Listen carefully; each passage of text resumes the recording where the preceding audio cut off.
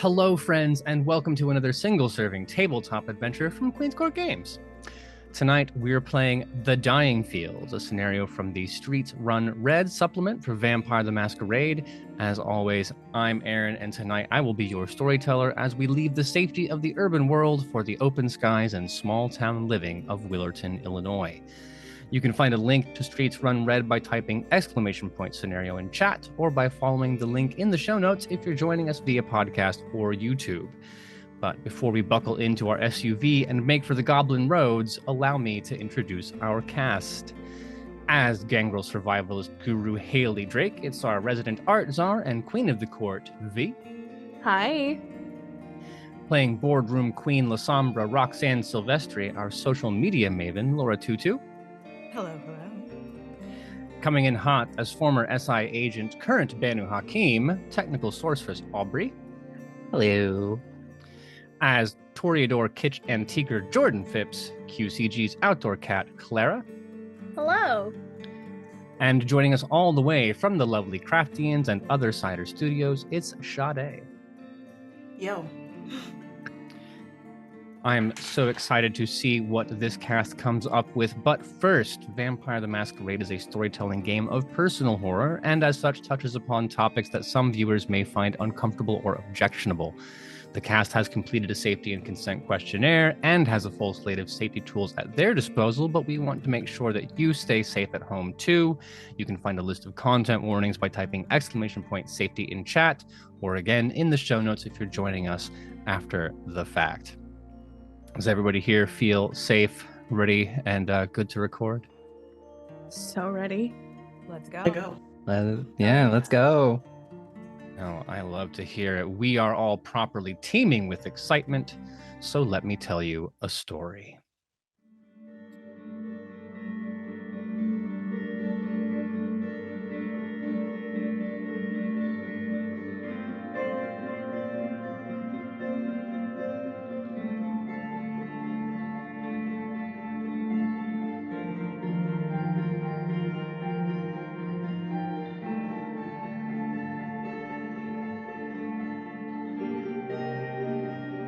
The sign reads, "Welcome to Willerton," but this is a lie. No outsider is welcome here. Underneath, a second sign reads, "Population 665." This is true, and the town's population has been one soul short of the devil's number for some time now. The metal signs are old, their rusted reality hidden beneath a bright coat of paint. Cornfields rise on either side of the road, and a single scarecrow stares at the coterie with its empty gaze. Welcome to Willerton, indeed. That is where we will be a few hours from now, but it is not where we are in this moment. Each of you has been summoned, given an errand by the Hound of Chicago. Willerton exists just on the periphery of Kevin Jackson's proud city, loud enough to get his attention, but not so dangerous that he needs to devote his time taking it away from more important projects. With the disappearance of a well-known courier, that has changed. Now, the prince does have a coterie that he prefers to dispatch on these kind of errands, but they're currently busy, something about burning buildings and murderous Malkavian primogen. And as such, the Hound has come round town, offering each of you the opportunity for a little bit of adventure and a lot of bit of boon. When the time is right, we'll meet in a parking lot on the south side of the urban core, an SUV provided for you so you can drive out of the city, heading south towards this mystery. But before that, I'd like to know what wonderful, peaceful existence was interrupted when Joshua Crozier comes knocking at your door with a mission from the prince. This is the case. I can take volunteers. Failing that, I will turn to my trusty set of dice to assign responsibility by the whim of fate.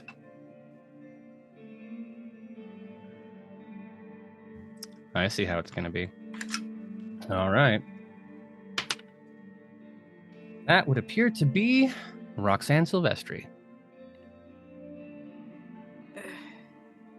I mean, when the prince comes knocking, am I right?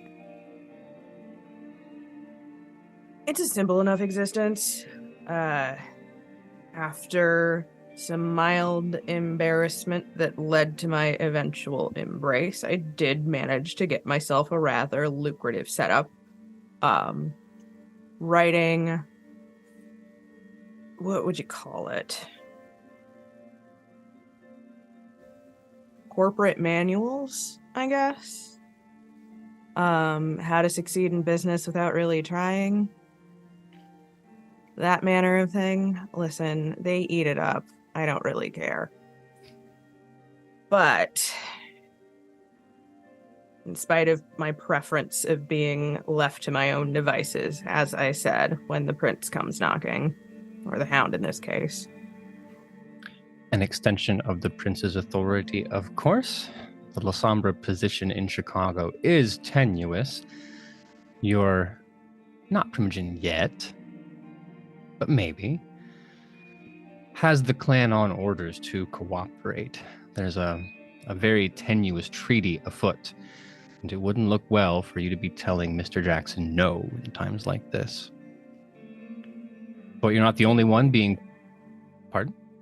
No, I wouldn't dream of it. But you're not the only one being put upon this evening. Miss Hayley Drake, I imagine you're harder to find.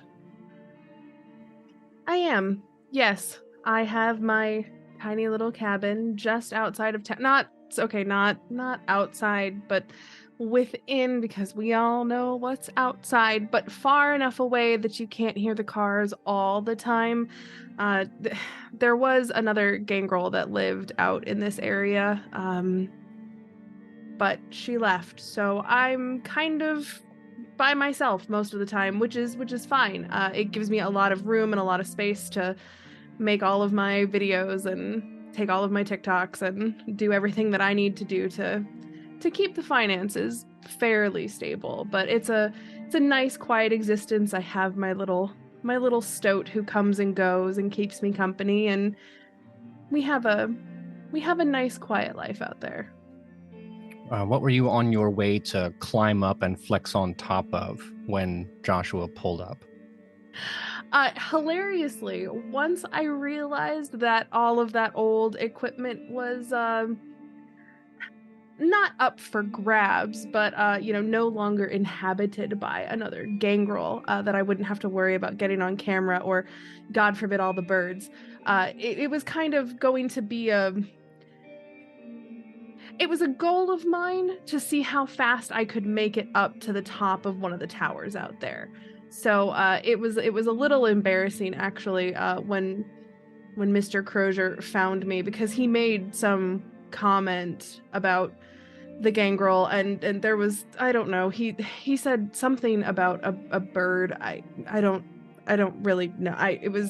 He was very, very familiar in a way that made me think that he just thought that perhaps all gangrel knew each other in a really personal way. And anyway, it was fine. But no, I was making my way up those towers as quickly as possible. I had to restart the video when he showed up, though, so that was annoying. Well, I'm sorry that content got put to waste. I understand. I do not personally understand how hard it is to do that kind of thing, but I'm told it's very, very difficult. It can be. Much less the case for Jordan Phipps. When's the last time you climbed anything? I make Hayley do that for me most of the time. I was actually going to call her because, not pun unintended, because I have a large wardrobe that needs picking up for the shop. It's been about 6 months or so since I reopened the shop here. I wanted to call it Breath of Life, but or Blush of Life, but someone said it was a little too specific. So we're calling it Breath of Life, which is fine. It's kind of cute. Anything on the shelves that would catch Joshua's eye as he comes inside? Something in the front window that you use to lure in the customers? Would he be interested in a set of 9 irons? Honestly, dad vibe Banu Hakim, it's not out of the question. I feel like they're both dad vibes, as well as you could probably hit someone real hard over the head with them. I do think they are from the 1960s, which is great. I haven't gotten a chance to like look at them yet. I would be super excited for anyone in chat who's going to play a character with a specialization in melee. If you put specialization golf clubs, let me know and we'll find some way to reward you from Queen's Court Games. Truly obsessed with that concept now. Well, I know who is not specialized in golf clubs despite their predilection and capacity for violence. Katya Sokolov. Can't imagine you have a great relationship with the Hound, given your previous employment. Where does he find you this evening? Yeah, I'd say our relationship is rather tenuous. It's kind of a don't shoot me, I won't shoot you. You know, we'll see how this goes. Finds me probably at my haven. I am doing the thing I'm usually doing is I have a giant board with all of these leads that I am chasing down and going off one by one, crossing them off. One of them has to lead me to what I'm looking for at some point. And if I hit enough people hard enough, it's got to give me an answer eventually. Now, this is the second time this has come up. Is the clan Bane for the Banu Hakim conspiracy boards, or do I have the rules wrong here? Honestly, they really help with the whole vengeance thing and just justice, because you can write all your names on there, and then it feels really satisfying to throw a knife through them. I've definitely heard that the best part of a checklist is being able to cross things off. I have not considered adding a knife to my own work. I might have to put that one down in the business office for later. It's really satisfying. And of course, lastly but not leastly, interrupted, pulled away from the unlife you've carved out for yourself, Jack Bowman. Tell us what the life is like before the Hound shows up and ruins it. I would say that, Jack, normally, this is Chicago, right? Probably in the South Loop area. There's a lot of clubs popping in that part of town normally at nighttime. He looks like a guy that could get gigs specifically bounced through or security very easily. It's also a nice flow of consensual victims, of course. Asking is key in that situation. But yeah, like he's probably in one of his gigs at the moment, probably getting ready to, like, or found someone that he was thinking of approaching before the Hound kind of interrupted. A little peeved, but keeping it to himself. From what I understand, Jack Bowman looks like the kind of man who can get literally anything he wants when you're that handsome and that size. He doesn't know that. Right over his head. Doesn't know. I think that's endearing in a way.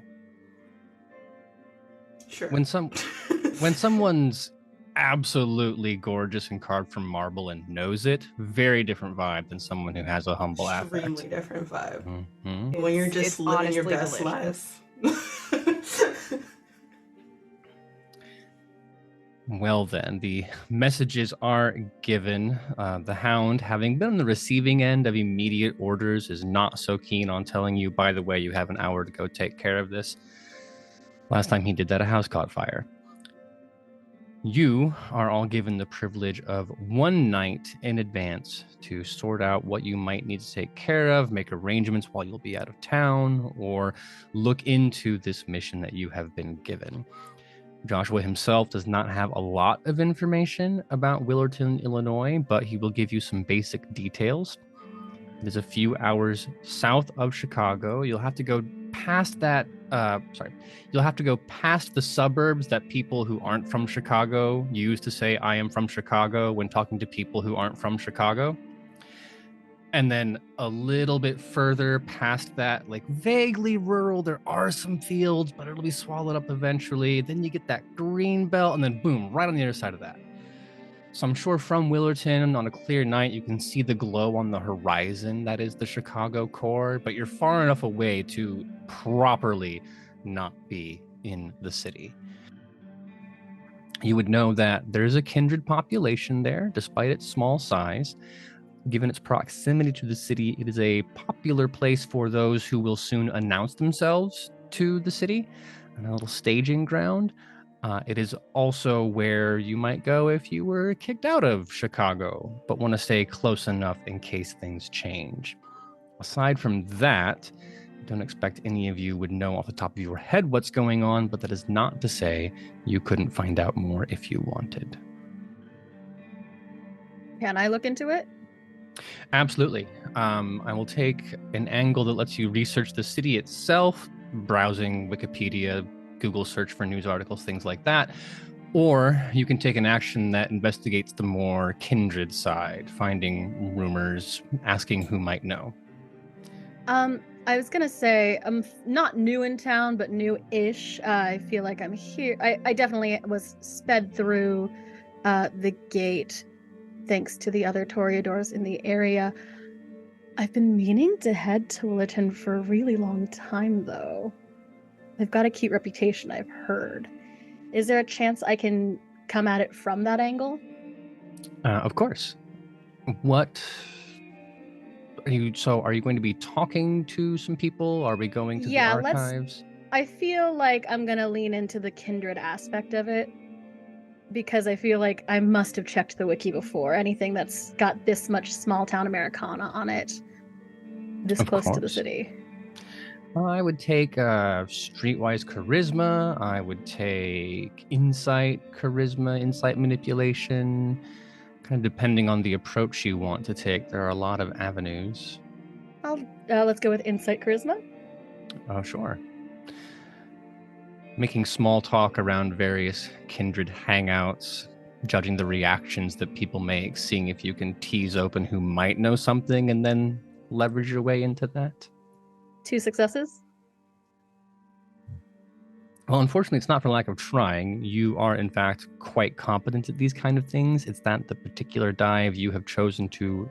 You wouldn't be in a dive. Apologies. The particular venue you've chosen for your fact-finding mission tonight is full of people who honestly don't know. Willerton has a little bit of a reputation where you can be guilty by association, right? Yeah, there are some people who are waiting to come in here, but it's also where less reputable names have been sent. So you don't want to associate yourself with it too much or appear too curious. You obviously getting a pass because it is nakedly obvious that you're there for the wraparound porches and the colonial architecture. I just want to see a good ass quilt, man. But yes, unfortunately, nothing coming out of that. Anyone else? Can I investigate the kindred that went missing? Do we know who that is? Joshua would tell you that his name is Everett York. That name is all he's giving you. But yes, if you wanted to dig around and find some more about that, any reasonable pairing of social roles will get you on the way. Okay. So that would be persuade, charisma, maybe? Yeah, persuasion, incredible, yeah. Persuasion, charisma, persuasion, manipulation, either one of those. Okay, cool. Gorgeous and earnest as you may be, you are still fairly new to the city, and there are just some things we don't trust new vampires with. As patronizing as it sounds, we'll tell you when you're older. Right, sure. Thanks for nothing, I guess. And then he walks off. I'm wondering if the anarchs would know anything.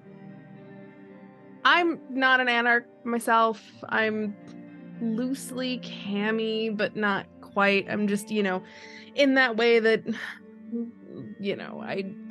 I just like doing my own thing, and there's nothing wrong with that. So I don't have like the worst relationship with the anarchs. So I'm wondering if I could go and could I proposition Genghis or Anita or any of that crew to an arm wrestling competition, and if I win, they have to tell me what they know. Well, 2 things. The Camarilla has a word for people who are like, we just kind of want to do our own thing, and that word is anarchs. Okay, well, I don't like labels. We're not here to label. We're just here to have a good time. So, And second, I think Genghis being who he is would not take the risk that he might lose, but Anita's always game for games of chance, he said, a professional writer. yeah. So let's do that. Are you thinking, I want to say athletics and stamina? This is going to be a protracted conversation. I'm imagining the two of you locked arms, and then the further you get hers leveraged down, the more she's willing to speak. And then as it comes back towards your end, she changes the topic. It's a very elaborate, muscly dance. Sure, of course. Well, that's 4 successes. 4 is pretty good. Are you asking about the Kindred situation in Willerton or about Willerton generally?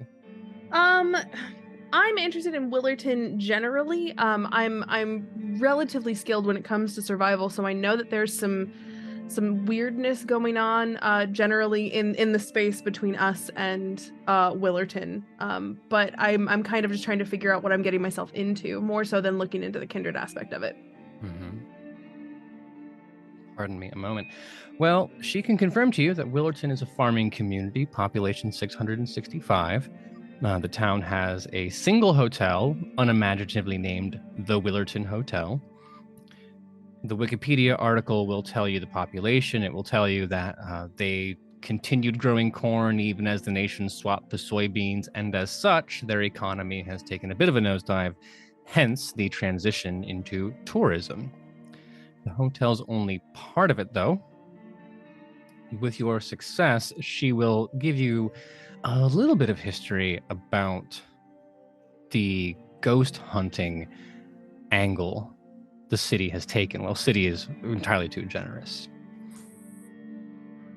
Willerton, for reasons that no one seems to be able to explain, is home to a graveyard that has more than 3,000 graves, dating back to before Illinois was officially admitted to the Union.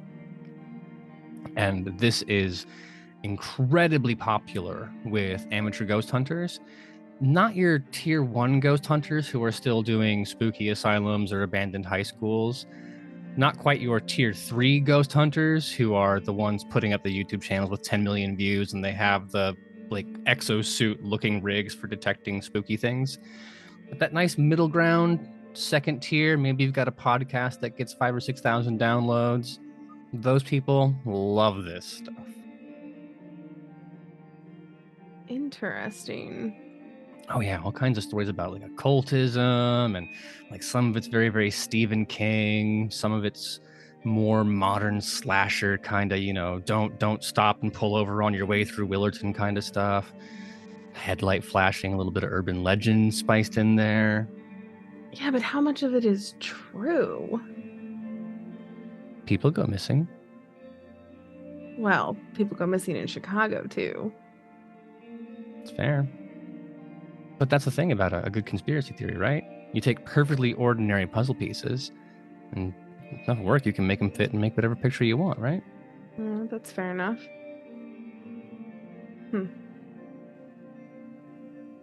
Interesting. Of course, the local Tremere might know more about that, but you don't trust them and they don't trust you, as is the order of things. No, fuck the Tremere. Are you kidding? Katya, Roxanne, anything on your menu so far as knowledge seeking is concerned? I was thinking, seeing if I had any old contacts that I hadn't burned or hadn't been burned from learning of my own death. Seeing if they have anything in their files about the city or anything that might be going on there. Do you have a dot in contacts on your character sheet? I do, actually. I have 3 dots. I have a special contact, I believe. Yeah, I have 3 dot special contact. Well, it's going to be an interesting meeting for sure. I'm assuming this contact is from your previous employment. Yes. It is definitely. It is like, hey, this is like the one last thing that like square our debt. You don't say anything about this. I won't say anything. We'll call it even. Yeah, and I will only accept that this occurs like in a park and you're sitting on opposite sides of the bench, you know. Oh, of passing a course. Just real special, like secret spy movie stuff, Mhm. you know? No eye contact at all. Even if it's not necessary, it's still fun. Yeah, of course. Well, your contact has two pieces of advice. One, don't go to Willerton. And then two, if you ever wonder about the first thing, no, don't go to Willerton. Because the government assigns everything in the country, doesn't matter what part of the government you're working for, it's broken into little sectors and areas of responsibility. And in this case, they know for a fact there's an agent, Cassandra Vera, who is assigned to Willerton and keeping an eye on the kindred population there. And as far as your contact knows, it might not be that long before someone makes a move. Not tonight, not the next night, but it is well known that kindred exist there, and the pieces of the government who deal with that kind of thing are setting themselves up to do something about that. Well, then I'll make sure to work quickly. Miss Silvestri. Well, I would hope that Miss Hayley would have given me a little bit of information about the occult nonsense. It's reasonable. I assume that we all kind of have like a group chat, right? And I would just be sending messages, but like in that innocuous way that we have to. So I'd be like, OMG, Ghost Hunters International was in Willerton because of all of this spooky occult stuff. Check out these links. And it just like links to a bunch of different Wikipedia articles. To be clear, 4 of you were in that group chat. One of you have to send a carrier pigeon. Yes. At the very least, like, actually show up and talk to my face. I'm real sorry. Ugh. Can you imagine the look on your secretary's face when you've been turning down meetings all day from people wearing $5,000 suits, and then this walks in, Dusty still having the climbing chalk hair, just like, yeah, no, I'm here to see Silvestri. Why did I sound like Charles all of a sudden? It's my default gross person voice. I can't help it. Excuse, gross person? Hales, what you got? We've got occultism. I don't know. I think that's what you spooky witches call it. I don't know. Hey, watch it. That's Tremere shit. I ain't Tremere. You fuck with the shadows and stuff. That's spooky. It's basically the same thing. Like, on one side, Tremere. On the other side, La Sombra. Like, basically the same thing. It's either you or the band. I'm gonna pretend like you didn't say that. Because I don't fuck with that blood sorcery bullshit. But let me see what I can dig up. That might be helpful. Thank you. Yeah, of course. Occult? While not to the level of the blood witches, it's always been a bit of a fascination for me. So at the very least, I can probably do a little bit of research, see if anything clicks over to that particular area. With nothing else, the La Sombra in town keep track of the occultism and blood magic. Know your enemy. The monopoly on occultism and blood sorcery is the Tremere's greatest asset, so being able to undermine that elevates the position of the La Sombra. Delicious. I think intelligence and occult would be mostly from memory or research. That'll do the trick.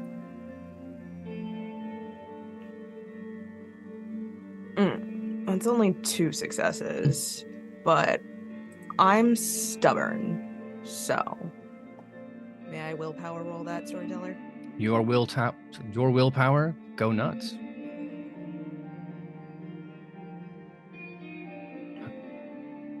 Okay, that brings it up to 3. 3 is respectable. On the back of the occultism, you can't have a creepy rural town where people go missing without stories about cults and sacrifices. That is the law, like Title 10, Section 4 US Code. That has to happen. In this case, it's about separating the truth of the occult from the rumor of the occult. And in this, one of your La Sombra allies or a local scholar who you maintain a relationship with is available to kind of separate the wheat from the chaff, to use a farming metaphor. There are 4 missing persons cases in the last 4 years in Willerton that have drawn their attention. Now, for a town of 665 people, 1 person going missing in a decade is a big deal. So 1 a year, that's well in excess of any kind of national average. What makes this leap out is that the state police have in every single case reported it as a runaway. Case closed. Investigate it for a week. Nope, that person ran away. Done. No questions. Year rolls by. Oh, yeah, no, person must have just run away. Case closed. Thank you. Over and over and over again. That smells like bullshit. I want to say bullshit. To be fair, most of rural Illinois smells like that. Yeah, no, that's fair. I've been as far as Calumet City. It's rough. Out of curiosity, as far as the runaways go, how old are we talking? The ages are actually pretty varied. The oldest in their early 40s, the youngest just over 18. There doesn't seem to be a pattern there. Likewise with gender and with location. Some of them are people who were driving from Indiana to Iowa but wanted to avoid the big city traffic. Others were people from Chicago, essentially just going down for I hesitate to say vacation to Willerton, but, get out of town for the afternoon, that kind of thing.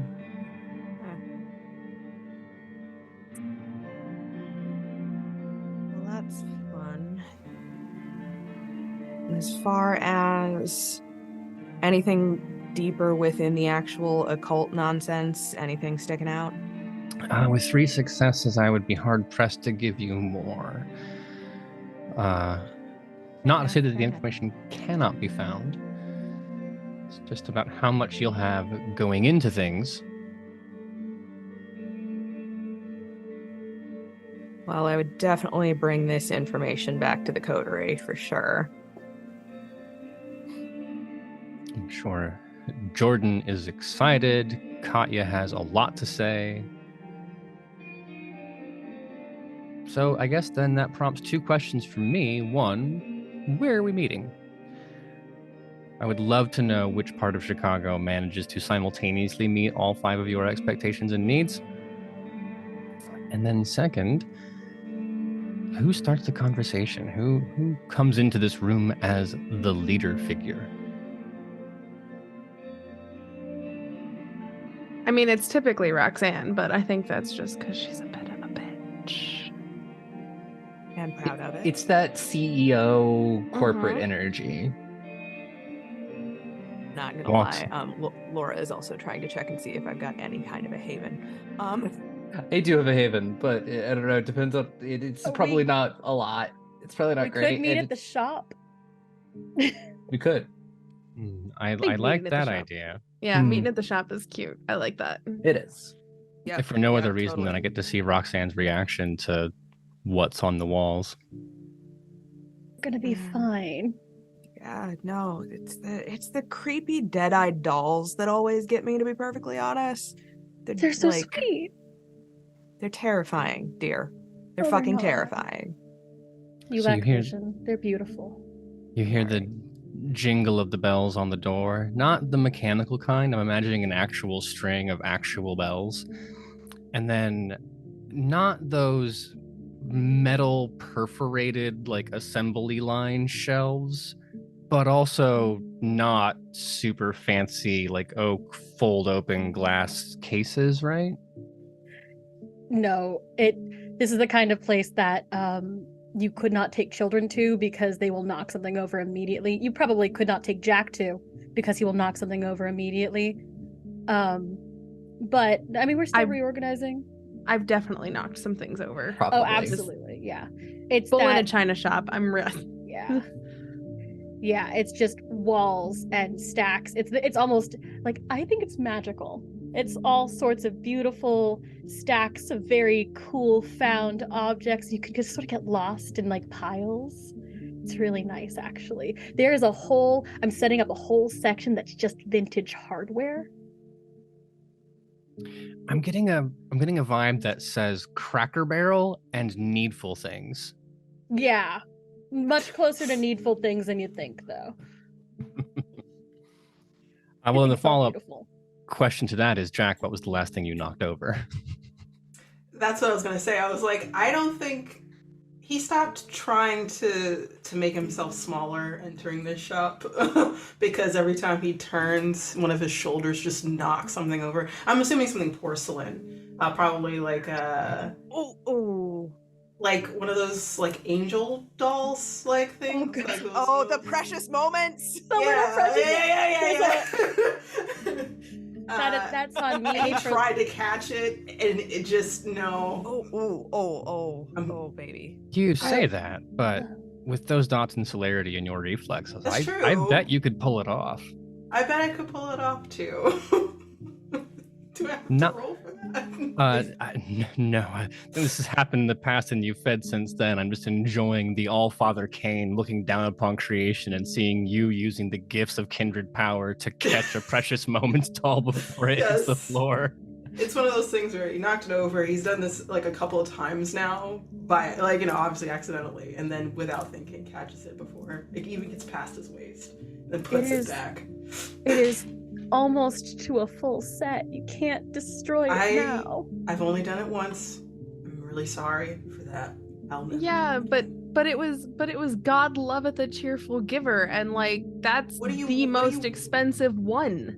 What do you want me to do about it? This place is so small.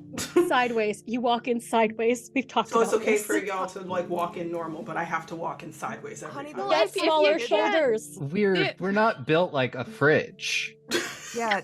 Also, the last time Jackie tried to walk in sideways, he knocked like 3 things over with that ass alone. Like, hey, wait a minute.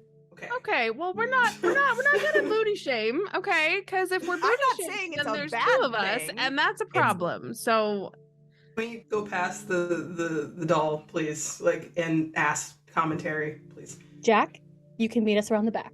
Okay, I appreciate that. And he slowly backs out. You can meet us in the manager's office in the back. That's fine. Yeah. That's why they call it the loading and unloading zone. It's where the dump truck goes. Aaron! Katya, I imagine that given your professional background, you take these things a bit more seriously. I would imagine the conversation is happening, and then you're like, excuse me, actual professional here, drawing Roxanne, and then thus the meeting begins? Yeah, I think so. Carry on. So, for a population that small, they've had 4 people go missing every year. For the past 4 years, that seems a little fucked. It does. Yeah. And what do they think happens to these missing people? Well, the good old boys of the state police have every one of them marked as a runaway. Everyone. I know I'm not the smartest person here, but that feels really unlikely for a population that size. Incredibly. I believe the kids say sus. That is what they say. Yes. Good job. I'm proud of you, Jordan. Sus mean? Thank you. Sus means like suspect, suspicious, questionable. Didn't you just say that they are questionable and suspicious? You could, but sus is 1 syllable. Oh, so it's just a matter of making it quicker. I mean, it's also slang, so like it's cool, right? Right. What? Okay, old man. I don't. I feel like as soon as Kindred get the hold of us of a slang term, it is no longer cool. We are all too old for Probably this. stops being cool. Okay, right around the all time right, we're supposed well, to get to it. Immediately. Yeah, Look it, I want you to pause for a moment and imagine Roxanne coming out of a meeting saying, "No cap, best idea." Oh no. I took psychic damage for that. I Mhm. definitely I did. took psychic I think, damage for that. Jesus. Can we just? I think Jesus. we need to take a break. Jesus. That's I the need only to one I collect my know. berries. I would Can normally I X-card that? I would normally accelerate and continue to use Zoomer slang, but you said Mhm. sus and I said no cap, and I'm out. If you know more Zoomer slang, feel free to put it in chat. Bet. No, that's all I got. I'm Too bad. But Roxanne has communicated a suspicious number of missing persons. And some 1312 bullshit along with it. Of course. I mean, small town America. One of those things that does not surprise me, I think. Or change really, ever. Yeah, Yeah. or change. No. But the They also love their corn. I don't know if that means anything, but they love their corn. I mean, it's Which, like, like- it used to be a backbone of the American farming industry. I mean, yeah, like I get it. Like America was built on corn, but like now like there are other I know. like better crops. And so like I now mean, it's you've got in like everything. it is. I mean, everything, literally everything. Yeah. Literally everything. But now you just have like a weird backwater city town.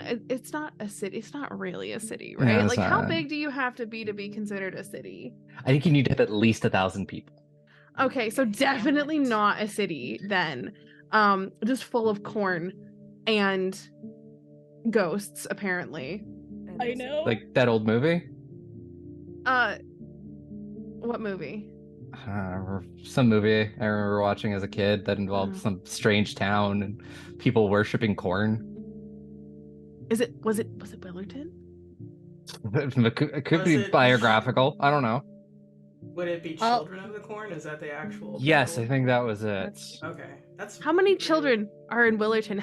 What is the children to adult ratio in Willerton? We should have That we investigated could have that. looked up. You should have. thing to ask. All I know is I've been champing at the bit to get to this place for such a long time. They have such a cool little website. Like they're like They have a board of website? tourism. Well, I mean, it's like a board of tourism thing. Like they're just trying real hard, and it's so freaking cute. You just And, want me to like- go antiquing with you so I can carry all the heavy stuff back. You're really good at it. I know I'm really good at it, but Look at my little noodle arms. How could I carry anything? I know you can't carry anything. All of this is factually correct, but the Yeah. rewards on Earth from Willerton are nothing compared to the rewards the prince will give you if you do your job. If we can steer the conversation back towards the plot of the game and not the number of children versus the amount of corn.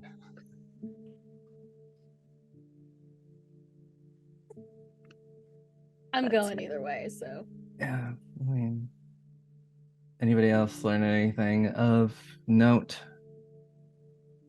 Nothing that the board of tourism isn't going to be able to show us on their site. Okay. No, apparently I'm too young, so kind of blocked on that one. Yeah. And what do we know about this agent who's keeping an eye on the kindred up there? Is this going to be a problem? Hopefully not. We just got to move quickly. Okay. Yeah, and just let's not spend too many nights in Willerton. Yeah. One in the hotel, though. There's a fair amount of uncertainty between the SI has someone watching this area and Las Vegas. Mhm. But you're making a very expensive gamble Yeah. on if you want to try to time that market move. I mean, would I know if said person watching in this area is probably stationed somewhere in the city or the town? Not in the Or are city. they just watching from satellites? Mm-hmm. It's a matter of tradecraft. It would be very hard to sneak someone into this town. Yeah. Everyone knows everyone. Everyone has known everyone. It's the kind of town where you're not a local until you're 5 generations born there. Yeah. So having a person of a particular build with you can spot them, right? If you know what you're looking for, you can spot them. Would be difficult to keep the operation under wraps. incredibly. Storyteller, in my little bit of research, would that roll have been enough to get us like an epicenter? Like, where's this shit starting from? The occult aspect, you mean? Yeah, like where's the weird shit been kind of centered in? Is it all in that graveyard? The specific geography, no. But how many dots in occult do you have? Actually, why don't you make an intelligence and occult roll? We'll see if you just know anything generally about this. Yeah.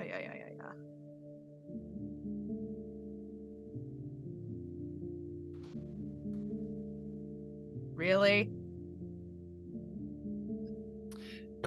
You have heard of something called the Goblin Roads. You decided it was not worth knowing what they were when you saw that. If you were in the library, you went right past that book. I think it's related to going goblin mode.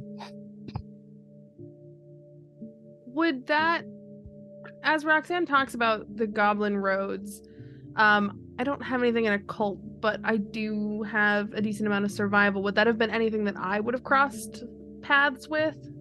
It'd be slightly more difficult, but we can give it a shot. Intelligence and survival. Give it a shot. Ooh, that is 2 successes. Yeah, you know more by a very small margin. The Goblin Roads. So survival, gangrel. The one thing that every vampire knows is that moving from city to city overland, your number one problem is Werewolves. exactly just an infestation of the roads and towns that connect the actual important city bits. There are other parts of it that, so when you're traveling from Chicago to Des Moines and to Omaha, I-80 cuts straight across. You get in your car, and if your alignment's right, you can pretty much take your hands off the wheel and just go arrow straight for 600 miles. Those main arteries are where packs of lupines looking to tear up some of the agents of the worm keep their checkpoints and their little watches. There's been more than one vampire who's been driving along the night, sees a siren on a car, pulls over, and it's not a state trooper, it's a werewolf who just happens to have one of those little things you put on right? Fake inspections, things like that. If you're in the know and desperate enough, the Goblin Roads are those lonely switchbacks and little dirt off-ramps that take you through the parts of America that no one knows exists except for maybe the one house on the way, those forgotten back roads. They're called the Goblin Roads because there's something weird, there's something wrong, where you travel for 30 minutes on a straight road but end up going 2 miles. Or you'll see a map and it'll say, okay, follow this street, turn right just past that twisted oak tree. But when you come over the hill and you see the lake, you have to stop, get out. There's an altar 40 steps northeast. Sprinkle some grain, or all these weird rituals and things like that. You're a gangrel survival. I think you would know that there are like ferryman gangrel who escort people from Chicago up to Milwaukee along the Goblin Roads that go that direction. They're called psychopomps. So there's something going on there that is explicitly supernatural. Whether it's that you don't understand it or that Kindred writ large don't understand it remains to be seen. So you could recite those facts about the Goblin Roads, but anyone will, what's true, what's not? Like, fuck if I know. That's why I don't go, right? Sure. My last Hail Mary on information gathering is that I do have a specialty in academic. I have academics with a specialty in Americana. This place is moving on the backs of the history of their people, etc. Is there any way I can squeeze anything out of that, especially given the cemetery. Yeah, academics comes with research skills, a few more keywords, lets you slide into LexisNexis and see what's going on there. Chicago Public Libraries give you a free subscription. That's just a pro tip for anyone who lives in Chicago. Great library service. I could take that specialty in intelligence or wits. Either one would work. One moment. Let's do Americana and wits. A roll I never thought I'd have to say. 3 successes. Mm-hmm. In this case, it's less about what you find and more about what you don't find. Because any good research program starts with a holistic look at the totality of the literature, right? Suffice it to say that Willerton does not have a huge body of extant research, right? So if you're going to do Americana, that is a lot of oral history, a lot of local folklore, and a lot of newspapers, right? The newspaper of record for Willerton is the Kendall County News, with issues going back into the mid-1800s. It's full of just ordinary town stuff. I'm sure if you weren't under time pressure, you would find it enthralling to read about every single 4-H fair and every single Harvest Queen and every single article about, can you believe it? They're opening a Dairy Queen. Culture has come to Willerton. That's so cool. But what's going to leap off the page, so to speak, is that there is a gap in the microfilm records from May 31st, 1888 until September 3rd, 1889. Fascinating. And there's no reason that you can find why that should be. There's no note in the archive. You can't find a record of something that burned down. You can find microfilm scanned copies of every single newspaper except that roughly 1 year period.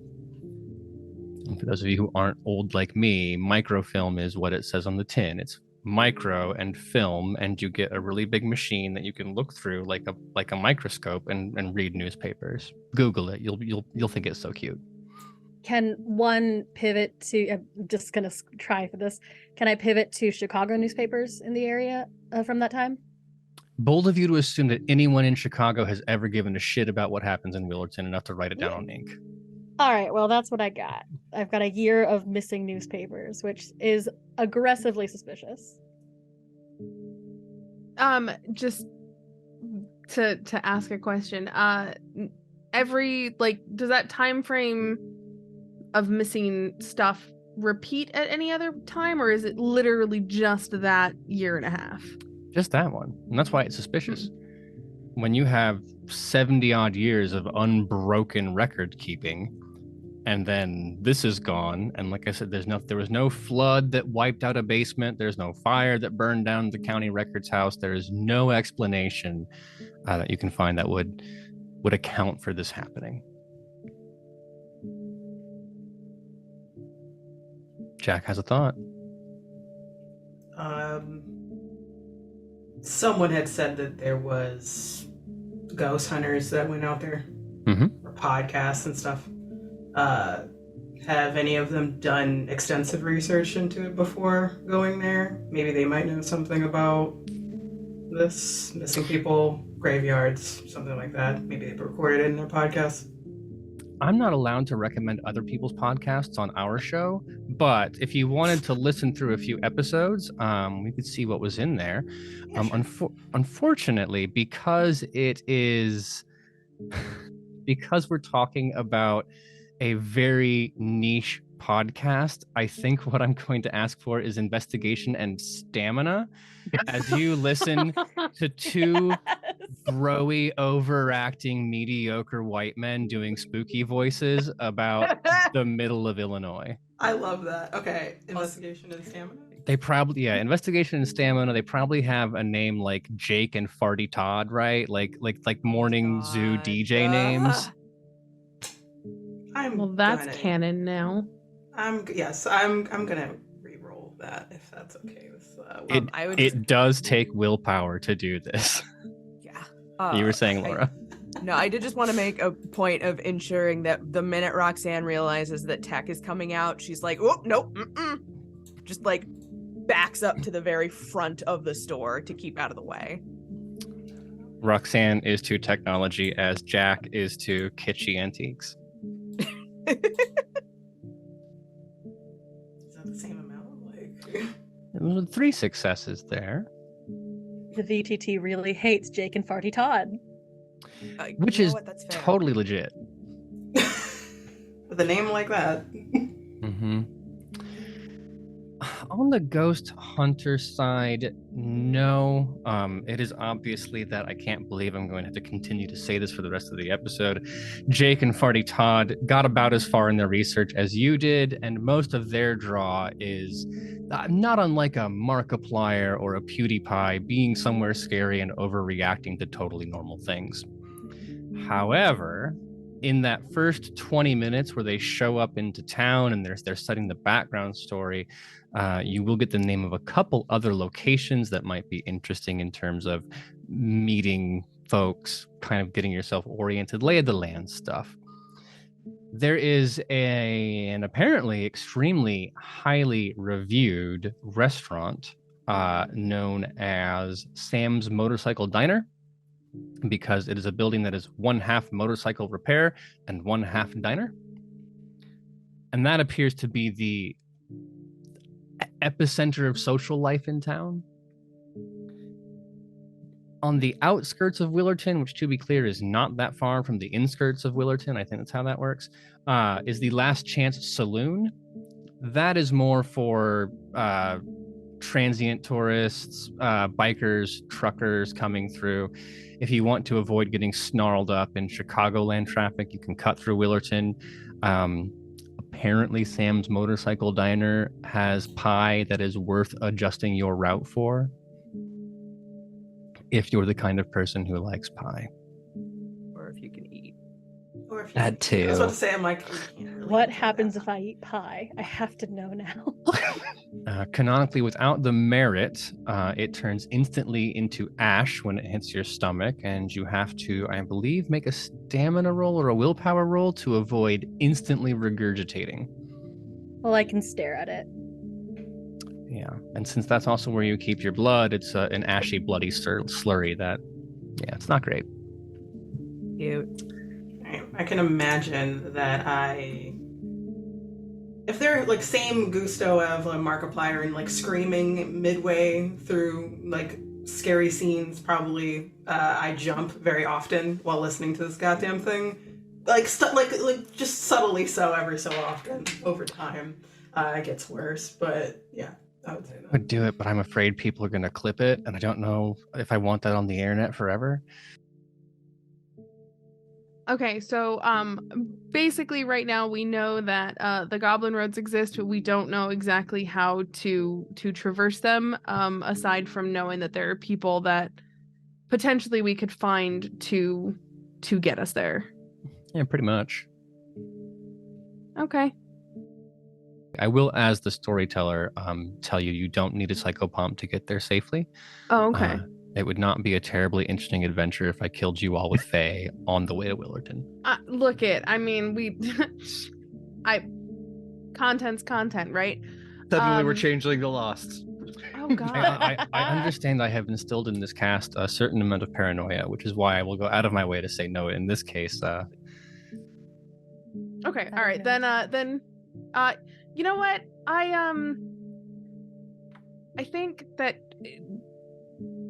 I think we'll be okay. I think maybe I have enough of a handle on it that we could figure it out the rest of the way. Just fill in the blanks as we go. That's part of survival. That's part of being out on your own. You have to, like, obviously you want to be as prepared as you can, but you always have to expect the unexpected and be willing to make changes as things come. So I think that we can handle this, obviously. Hashtag meet the sunrise. Hashtag blessed.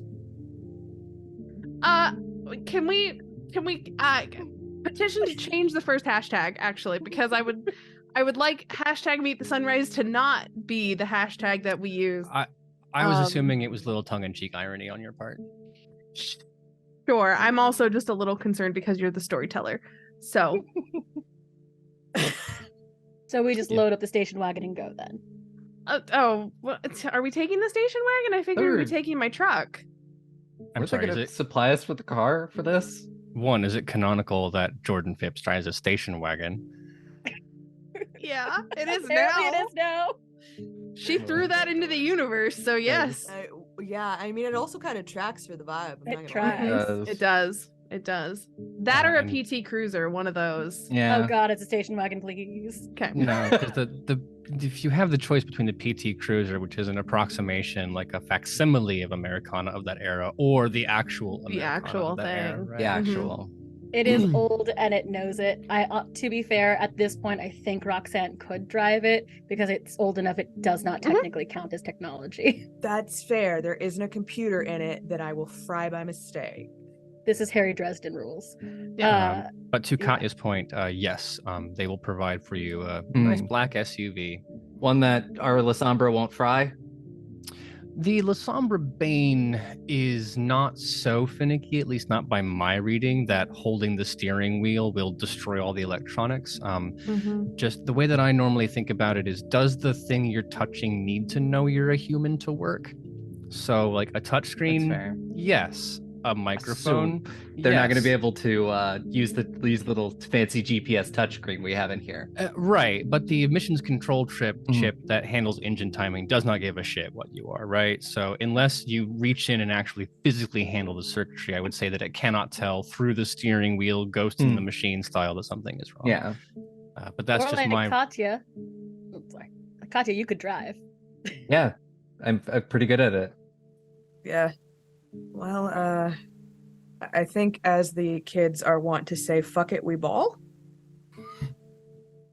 Guess Who so. says Doing what that? the kids Hell say. yeah. This is Can so we stop good. doing what the kids say? That's just.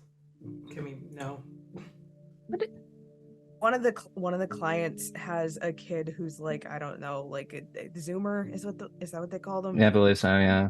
Yeah. Yeah, it's Yeah. like gremlin motherfucker, but honestly, it's kind of impressive.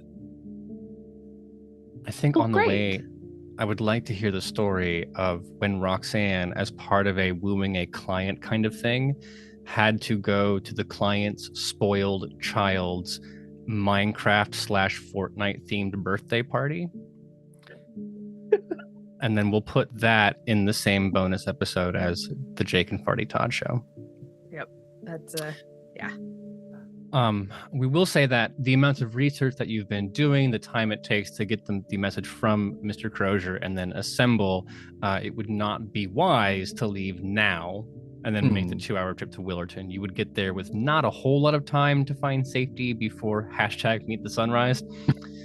So you are all welcome to return to your havens and I presume establish a rendezvous point for the second that the sun departs the sky. Is that fair?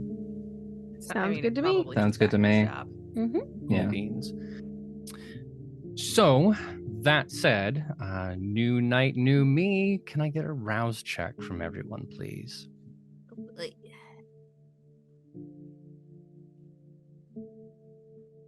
Oh, I'm fine. I'm ready. Let's Yeah. go. Rousing success. rousing success. Not succeed at all. Ooh, Jack needs a Rousing snack. success. I understand why Katya wants to go. I understand why Jordan wants to go. I understand why Hayley wants to go. I understand why Jack doesn't want to go. Roxanne is the part that confuses me. All of those other people have like a willful reason why the beast might go along with the plan, right?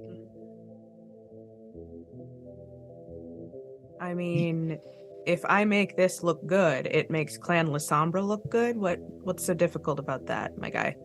I mean, actually, literally the case. I am dumb for not thinking of that, and thank you for reminding me. I was so fixated on someone wearing that going on a road trip to Nowheresville, Illinois, right?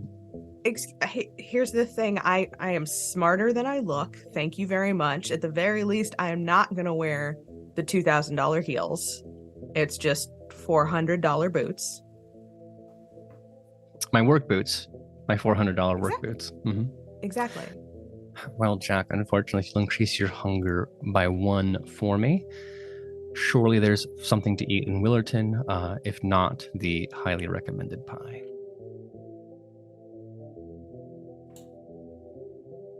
It'll taste like nothing, but sure. Tastes like sadness, it's fine. I'm sure my haven is actually the furthest south of everybody's, so I figure folks would probably congregate where I am. Well, we can meet at your place and head out Yeah. together. Weapons check, head out, yeah, all that fun stuff. Roxanne, do you need a ride?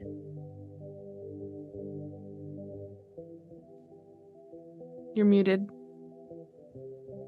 I choose to believe that she whispered it to herself because it was vile and she's being How polite. dare. Is it? Wait, can you hear me now? Yes. Okay, good. Sorry, must have been a delay on that. Yeah, no, sure. Yeah, sure, Jordan. Thanks. What a wonderful... in my head, and you can correct me if I'm wrong, Roxanne lives in a very Tony Stark kind of condo situation. This is a building where you have to have a credit check to get inside the lobby. Yeah. And then you come down the elevator and you're walking through the lobby and you pass like the very well appointed, like no shit security guard to cross out, and it's Jordan in a station wagon. And like wood paneled station wagon, like an orangey kind of yellow. Yeah. Is it old They don't enough make to this paint anymore. Is it old enough to have an 8-track inside? No, that actually did get ripped out. I could not help that. Okay, so we tape deck? Yes, definitely. The tape is jammed inside. Oh, what is playing right now? Yeah, I want to know. It's currently off because no one can listen to the Proclaimers that many times. Well, I we're might, but you know. Yeah, for a I treat. appreciate you not forcing me for that. Mm-hmm. I mean, just don't touch it and it won't go off. No, I'm. That'll be the worst part of a failed drive check. Not the crash, but the fact that Roxanne will bounce off the stereo and you will all die together to I Will Walk 500 Miles, right? The last thing you hear before your immortal soul is rendered unto dust and the curse claims you is da da da da da da da da. Oh my god. All right then. Well, I regret to inform you that the tension is going to be worse than the outcome. There's always uncertainty when leaving town. The natural order of things, the werewolves have some parts, the vampires have other. Not only have you built your lives and your social relationships here, you've created a home, but you are acutely aware that your entire existence depends on being able to blend in with a source of food, and the further you get away from these incredibly densely packed streets, the more likely it is that you'll be found by hunters, you'll be found by Garrow or the other things that hide in the between of our world, or plainly that there just won't be a place where a human's around for you to maintain the masquerade and your hunger. There's a base level anxiety that comes with moving away from your defined hunting ground. And that way, vampires are very sedentary creatures. But you all have a reason why you wouldn't let that show. We've touched on Roxanne wanting to climb the social ladder of the Camarilla to demonstrate her usefulness to Clan La Sombra. The need to excel and to achieve is literally in her blood. Jordan also driven by her bane, but in a different way. The Toreador find beauty in strange things. But this is a mission made in heaven for you. This isn't even a work trip. This is a vacation, and you might answer some emails along the way, right? Katya, you've traveled before. You've done the SI work.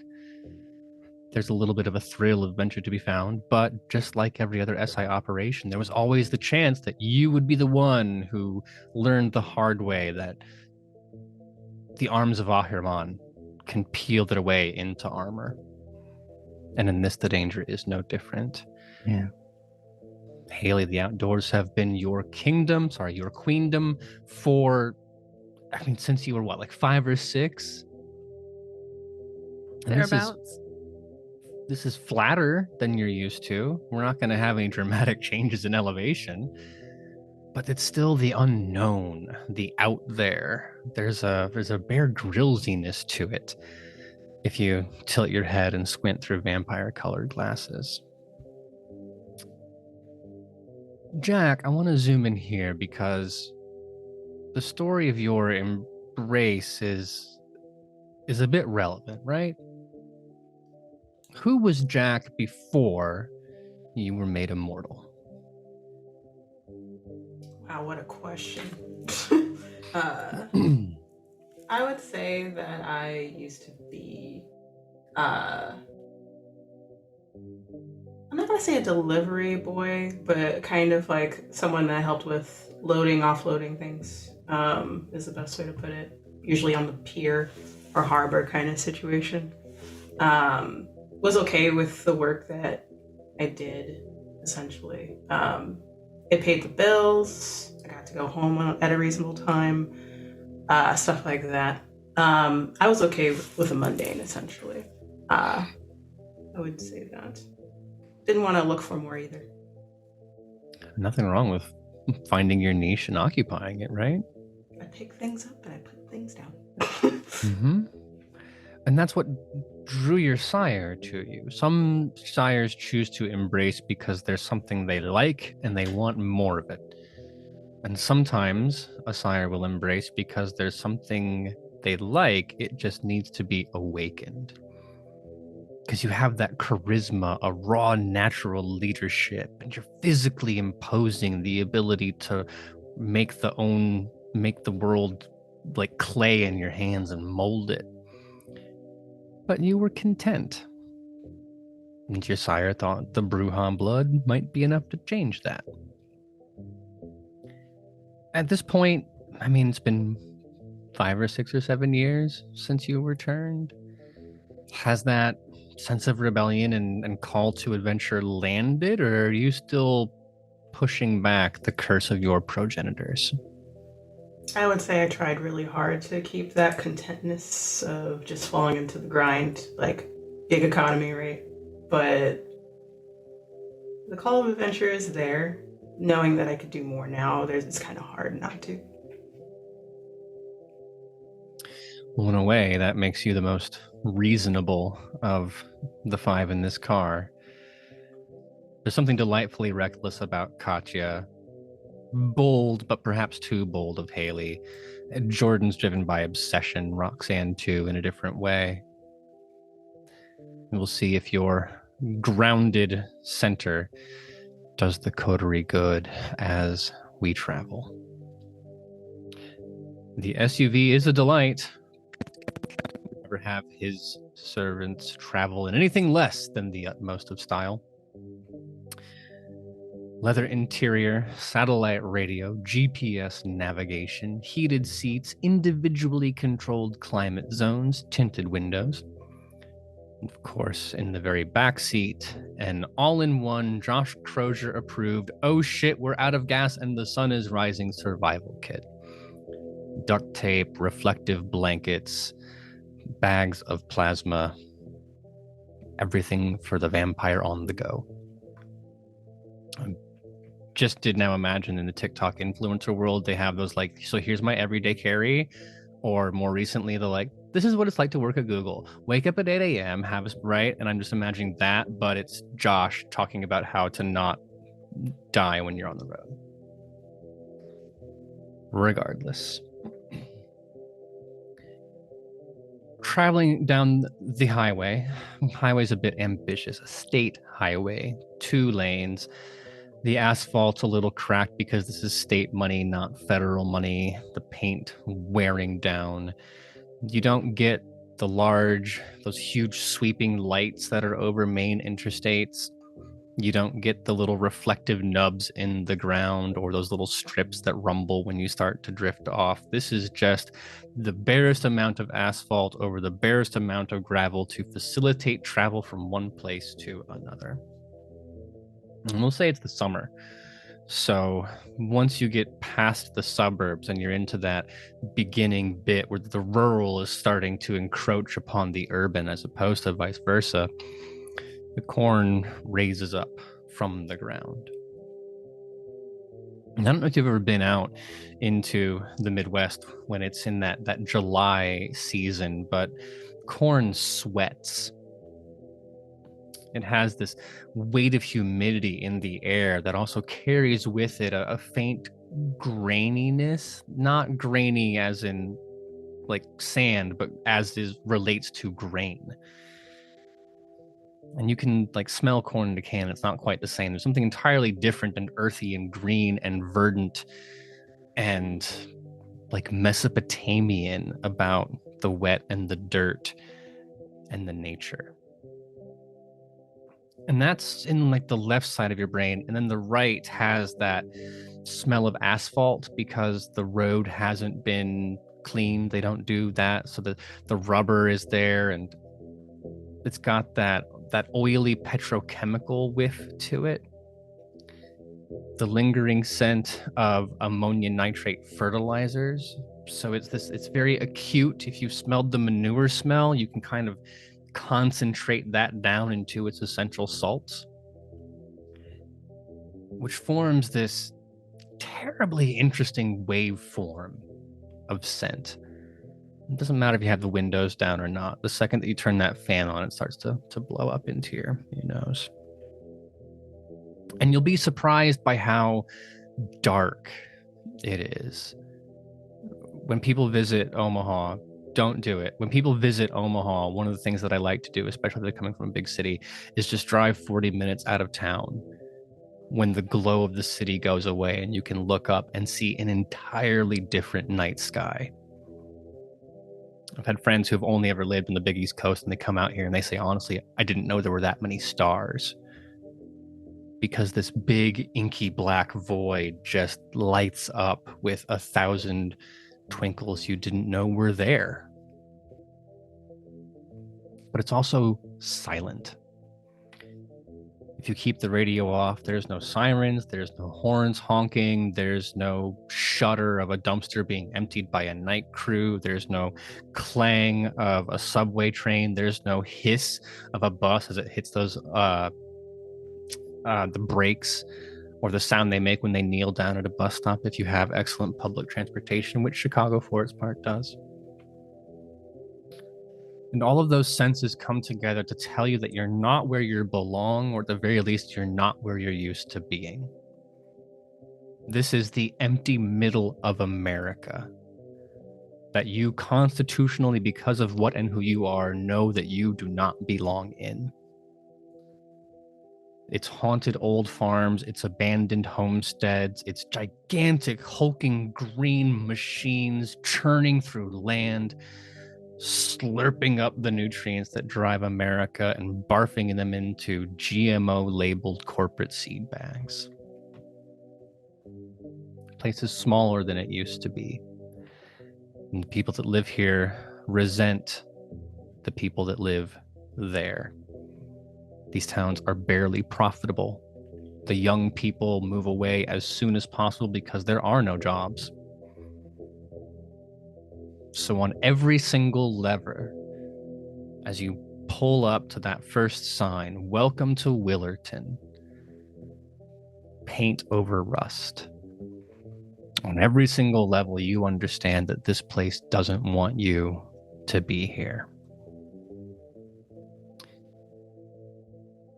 Despite that, Willerton is where we will go when we return from our break.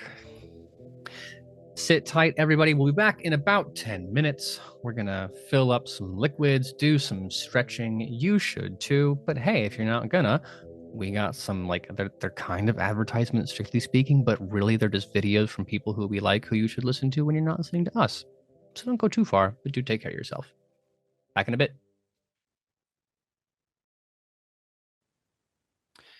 Well, we have returned. Hopefully you have too. We have hydrated and stood up and stretched, and if you haven't yet, I insist you do so right now.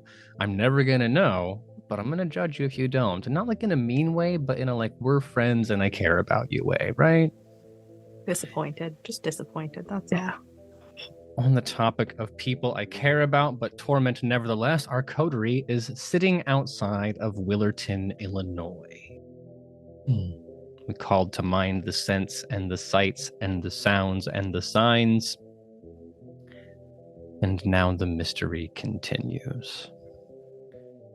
5 kindred brains in here. Surely someone has a plan. It stands to reason you could just drive through the city, roll the window down, and yell, "Everett York!" I don't know that that would get the results you're looking for. So we know that Katya is behind the wheel. Who's riding shotgun? Jack's a pretty big guy, so Yeah. we typically, especially when there's when the alternative is that one of us is shoved next to him, putting him up front just makes more sense. Well, I can say that it's feel bad when his knees are like shoved up by his ears, the poor thing. Mhm. Yeah, I We was can gonna say- say that. I was we gonna can say say- that I had asked to go in the back and be in the middle, thinking that that would work, and it wouldn't. I keep on thinking that I can just make myself smaller, and it's not gonna work. So immediately shoved to the front. No. I think it's one of those it's the nice kind of SUV, so you have the 2 seats in the front, but it's not a bench in the middle, it's 2 more seats, and then the back is the full across you could lay. So I can see you allowing Jack to have the shotgun seat, or allowing Jack to just spread to his fullness in the absolute back of the SUV. Either one works. No, shotgun. I'm just Shotgun. in the front. Yeah, Yeah. like I'm just gonna shotgun it. Okay. So then behind those 2, there's somebody behind the driver's seat and there's someone behind the passenger seat. And I cannot get out of my mind the idea of Jordan is in one of those seats with her face pressed to the glass like a puppy dog because Willerton is coming, and the architecture, and like, oh my God, the first little farmhouse, and it had the actual like slightly rusted windmill that was just creaking in the breeze. You have endured for this however long drive Mhm.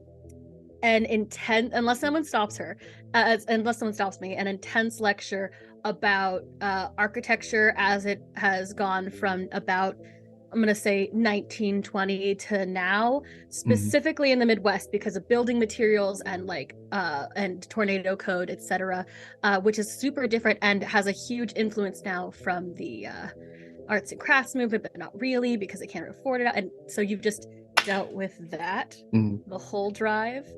I don't just know. tuned it out. I don't know Yeah, if you just just- caught my eyes like glazing over in real Yeah. time. That's Mhm. like it's Literally- literally what I That's do the in the remaining car. 3 of us are just like, there's nothing. Well, Yeah. I'm No, but fascinated by it. I like this. No, we can get back to the vernacular architecture style of the American settler movement where they have to make with what they've got. So it's a lot of wood and sod, and then that leads something. I'm here for it, Jordan. Let's Thank you. go offline and we'll. Listen, I'm obsessed. You can't. I prefer. You can't this make over fun of the me. I will podcast, do to be this. Yeah, that is Yeah. an excellent. Would you rather? Would you rather listen to Jordan's podcast about American prairie vernacular architecture, or do you want to go back to Jake and Farty Bob or Farty I Todd? would just Party this time. this Definitely this will be Jordan. this I think this I all would day. go Jordan. Oh, I think, You know what? Yeah. and every once in a while, I do the dad on a road trip thing where I go, "Isn't that neat?" And everyone like kind of. I wait for the Uh-huh. audience participation, Fascinating. and that keeps genuinely keeps spurring me on. It's good. So instead of paying attention to Jordan, what are the rest of you who aren't driving doing? I have brought my enormous backpack with me in the car. I go everywhere with it. It has, in addition to all the stuff that we got from the prince, there's just a whole bunch of survival gear that I always take with me, including my hatchet and things like that, just in case I'm out in nature. But additionally, inside is a little side pocket where Ernie sits. And so I check on him every now and then, make sure he's okay. How's Ernie doing? He's good. He's good. He's curled up, actually. I made sure that he had a nice couple little chew things to enjoy on the trip, because he does get a little munchy on the road. I mean, who of us don't, right? But he's doing great. And then, the coterie's been around at least long enough for everyone to know that there was a stoat coming, right? No one was surprised by that. Oh yeah. Yeah. Okay, No, we love excellent. Ernie. Ernie's the best. Okay. Ernie, coterie mascot. Yeah. I'm Every once in a while, like I'll reach over and just kind of give him a little scritchy scritch. When we met, I had offered that when he died, we could taxidermy him, and that did not go over well. So we have learned to move that section of the store. Kind of sweet though. Oh. Right? I mean, it is, but that would require him to die, and I'm kind of like, not super interested in that inevitability. Oh no, just when it happens, just not now. In fairness, Ernie is already kind of dead.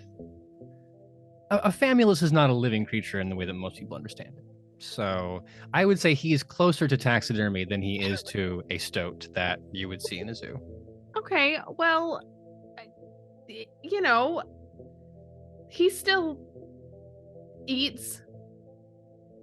Taxidermied things don't. So. Totally fair. Well, Roxanne, Katya, Katya's driving. Do not use electronic devices when you're driving. Anyone. Nope. Roxanne, do not use electronic devices. Completely different reason. Period. How does one keep themselves occupied on a road trip when you cannot thumb through TikTok for 200 miles? I mean, good old fashioned books. Couple of paperbacks and I'm good to go. Some of them involving I'd want to say probably like culture and folklore, urban legends of this area of the country. I mean, they are plentiful and something's gonna stick. Anything good in there? It's mostly man with hook hand and general warnings about like don't go make out with your boyfriend on a backcountry road because sin, I guess. The classics. Yeah, no, it's weird how that all kind of hooks back around. Like it's basically don't have sex or someone will kill you kind of a thing. Yeah. It's a little weird.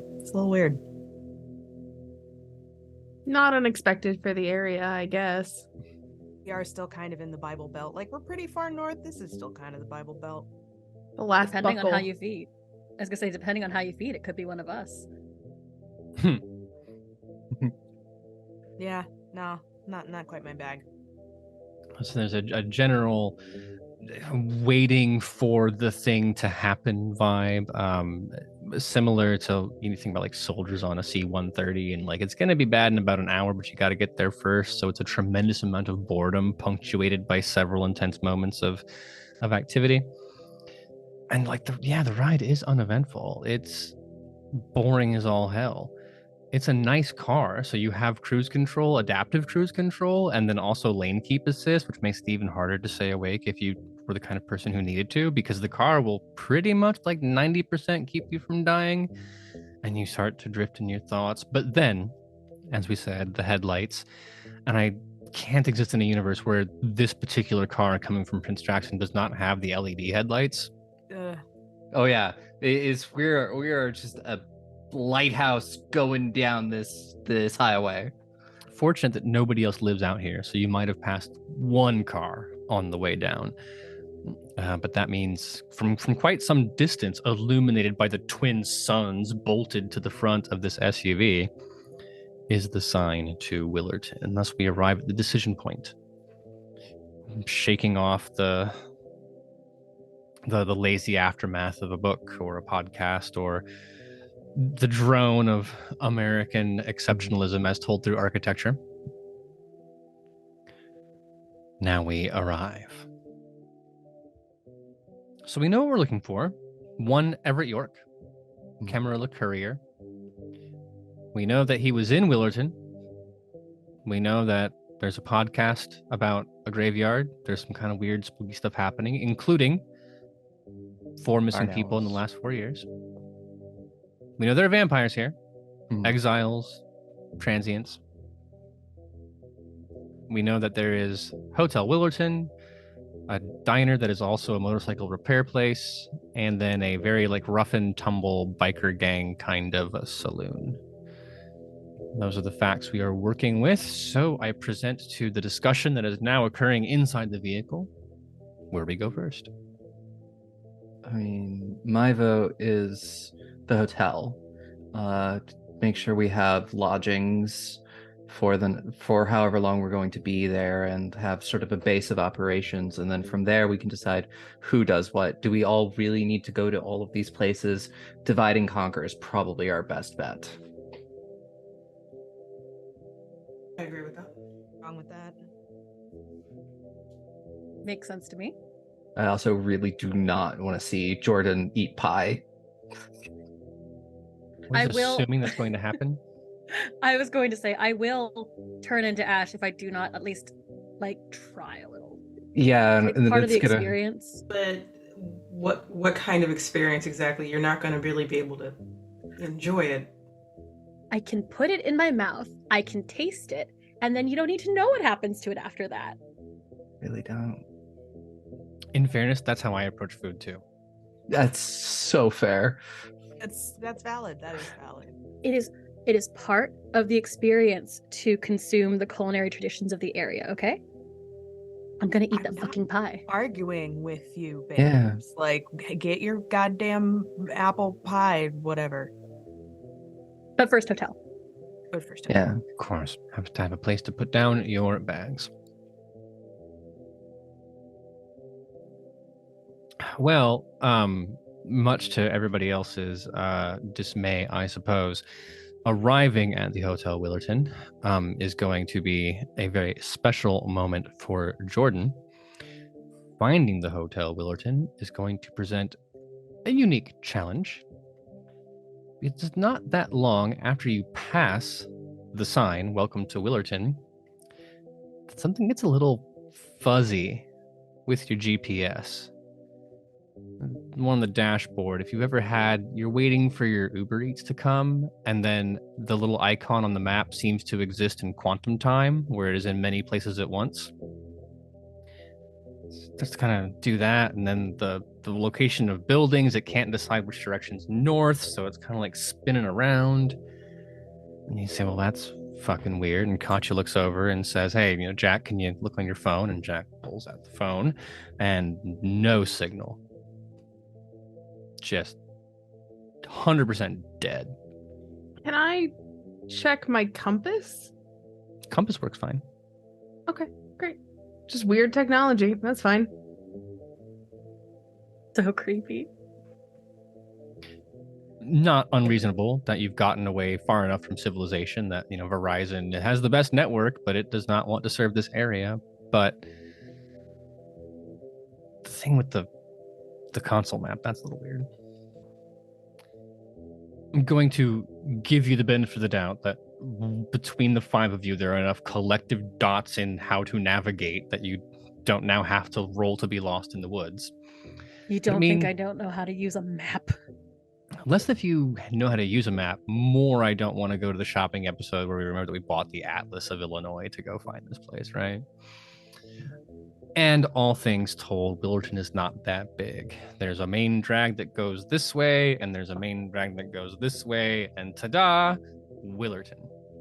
So, presuming one stays on the main road, you will eventually find this building. And I did mean what I said about Jordan having the most to say here, because it unfortunately is not vernacular architecture, as you were discussing. This building is one of the oldest in Willerton, so we have to go back from the 1920s into the late 1800s for what is, honest to God, a spectacularly refurbished example of Midwest carpenter Gothic. So you get that board and batten siding, the elaborate gingerbread wooden trim, pointed arch windows with like real thick grandma curtains behind them. It's got this super steep central gable that calls to mind a church, and then it dormers off to the sides for the second floor of the building. And on the second floor, inside of that arch, there's always those little wagon wheel windows.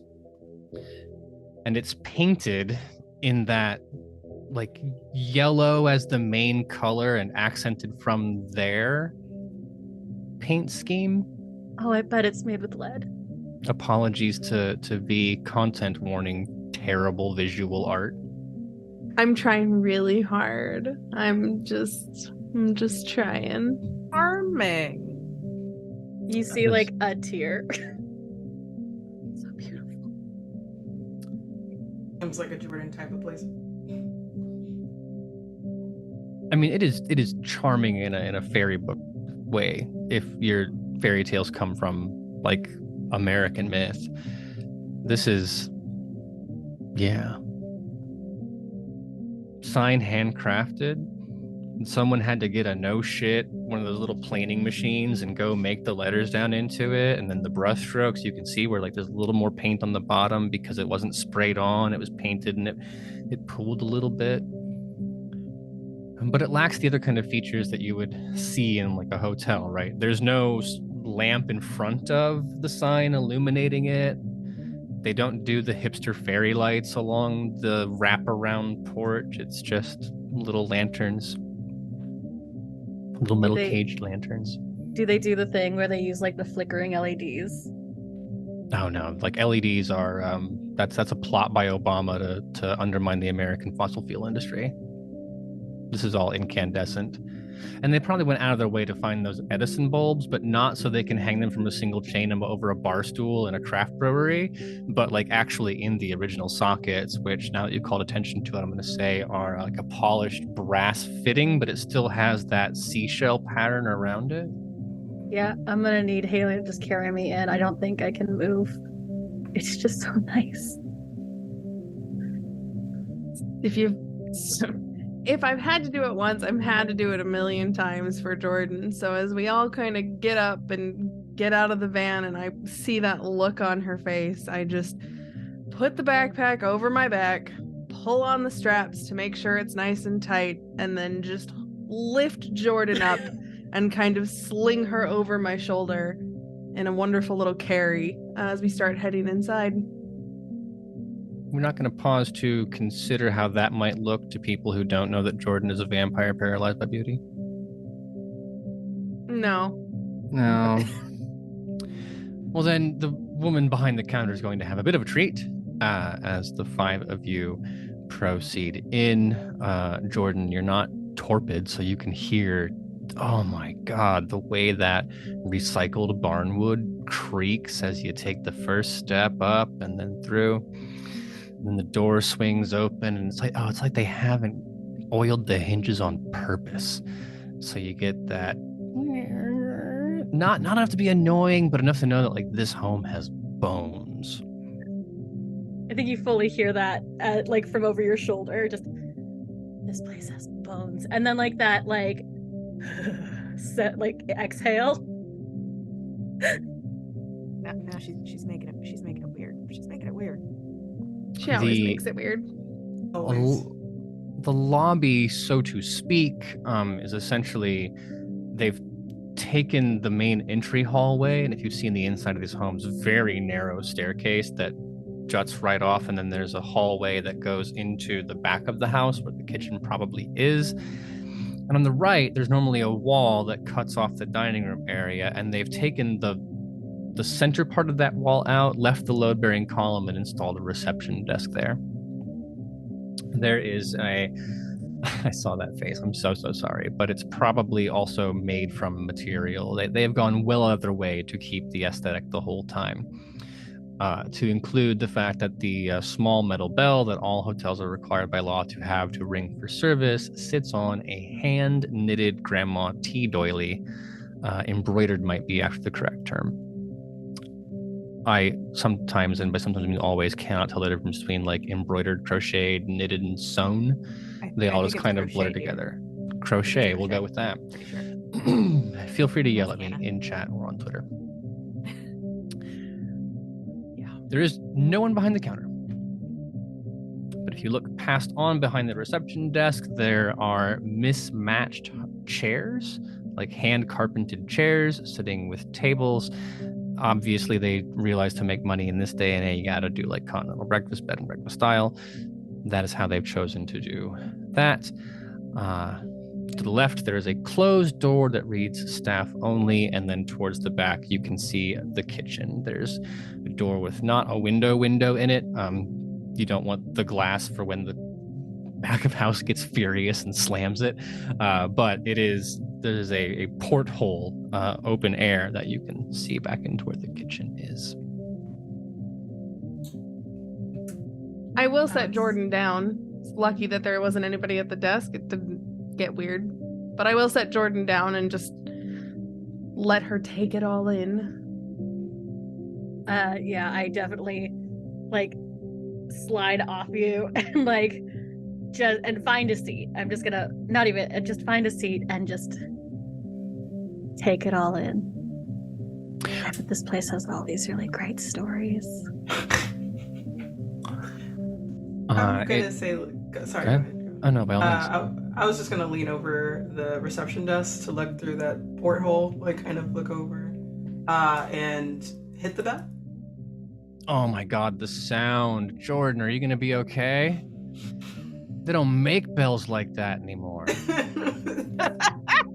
You can hear the love and affection that the bellsmith put into this when he assembled it by hand. If you flip that baby over, it would have the individual maker's mark on it, hammered in with a little tin chisel as they do. I'm gonna lift up the bell to actually look at it to see if it's there. 100% it's there, but I'm gonna warn you in advance, don't show it to Jordan unless you want to know the full history of the motherfucker who made this thing. Because I'm just gonna look at it, then look back at Jordan, and then just put it back down. with all the discomfort, someone who's gonna ask you what you're wearing, you do hear just very softly the like, doesn't have the mark on it. It just looks like a upside down like trident. Later, Jordan. You're having a moment. Enjoy what you have right now. Yeah. Downside of working with people who know you is they've since learned to not answer those questions. It's fine. I'll come back for you.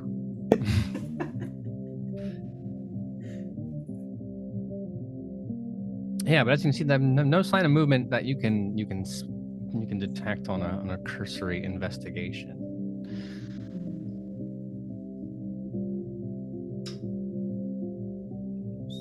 Storyteller. I'm gonna lean into the stereotype a little bit. Is there like just like a nice little out of the way corner? Like if someone just needs to like have a sit and kind of take it all in, somewhere a little shadowed. Are you looking for like a guest sit and take it all in, or are you looking for an exhausted employee sit and take it all in? Like a guest sit and take it all in, but preferably not in direct light. Well, I have good news on that front. Late as it is, they do not have all the lights on, so you've got a kind of, I hate to use this comparison, but the same person who lights most American Horror Story sets has also lit this hotel. So you get the soft and the orange, but only like every third light is lit, right? Mm-hmm. That said, your best bet shadow wise would be either in the far corner of what we'll call the dining room. It leads out to the wraparound porch, and it seems the far end of that is the most shadowed. Not much going on upstairs by way of light, or countless shadows on the outside of the building from the interior lights, casting those individual pillars to the windows, right? Yeah. No, you know what? I mean, I have to admit, it is a lovely building. You can see the care and time that someone's family put into this however many generations ago. And, hanging out with Jordan as I've started to kind of learn what to spot and how to see things. So like it wouldn't be beyond me to maybe like take a wander outside, like maybe lose myself in the shadows between the windows. While I'm out there in the cover of darkness, just take a quick peek with Oblivion Sight.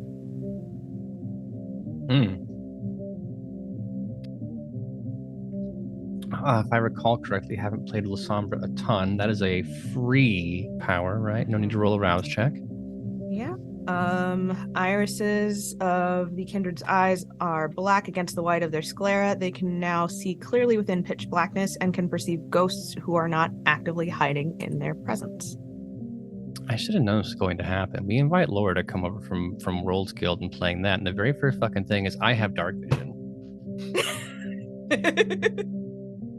Hey, I'm not here for the dark vision. I'm here for the fucking ghosts. It's a haunted ass town. Well, yeah, and that is going to be a bit of the confusing part.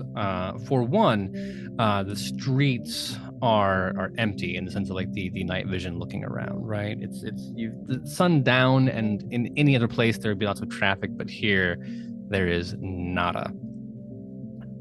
Oh, what is the word I'm looking for? I've played enough Phasmophobia that I should know.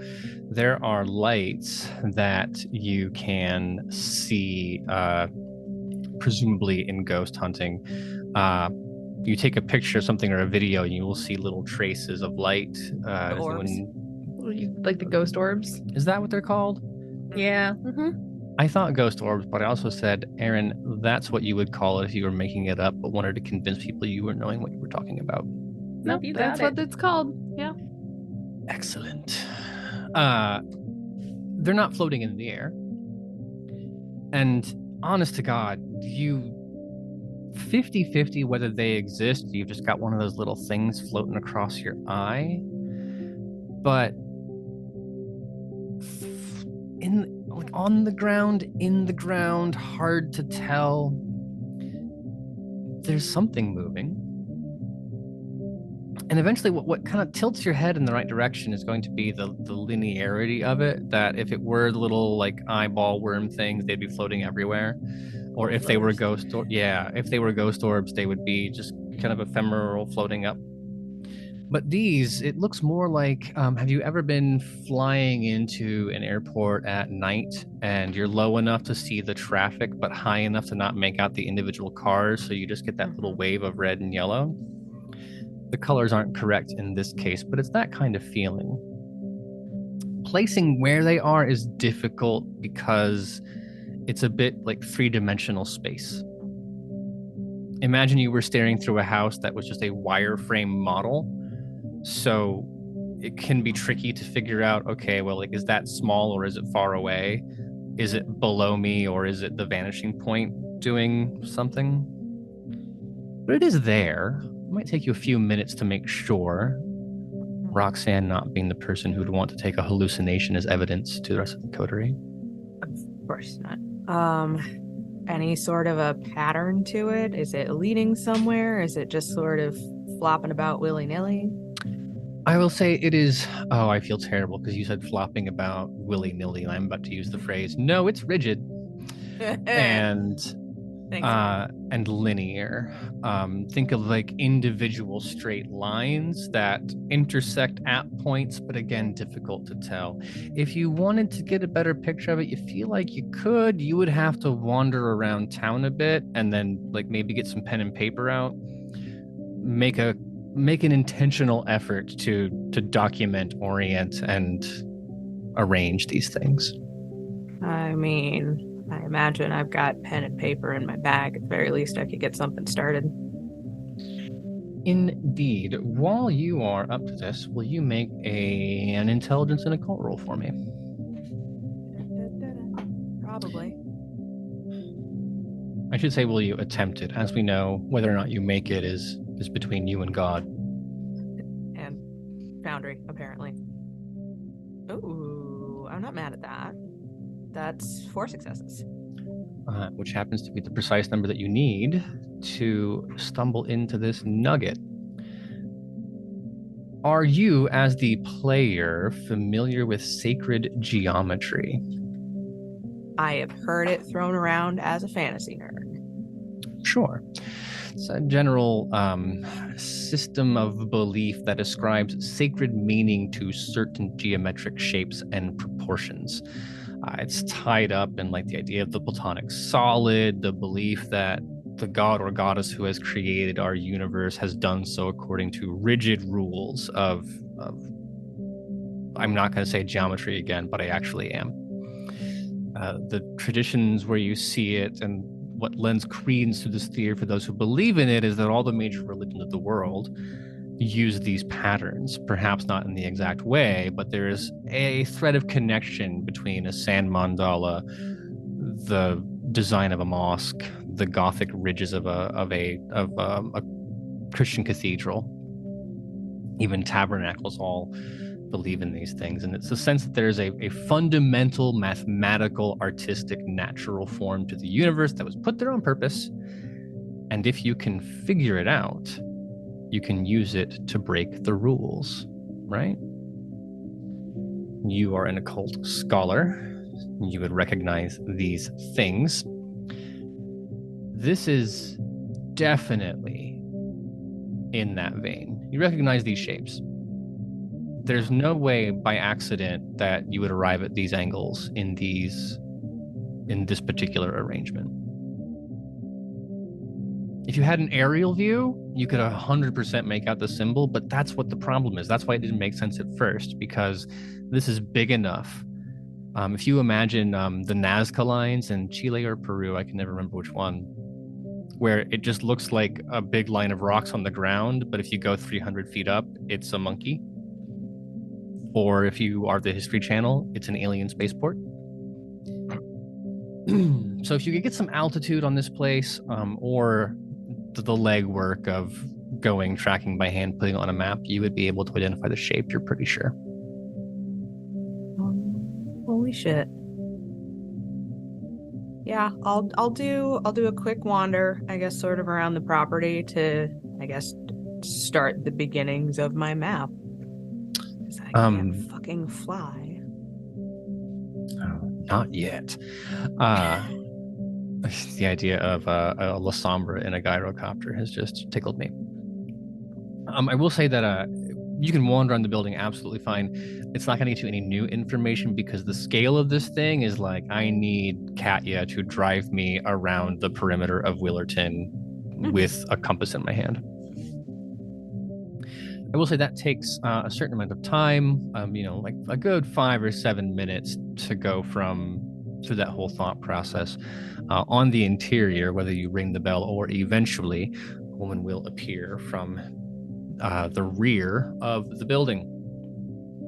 No one is around, customers or her boss, so it appears that it's just smoke break whenever you want at the Willerton Hotel. She returns looking a bit guilty. I would place her in her mid-20s.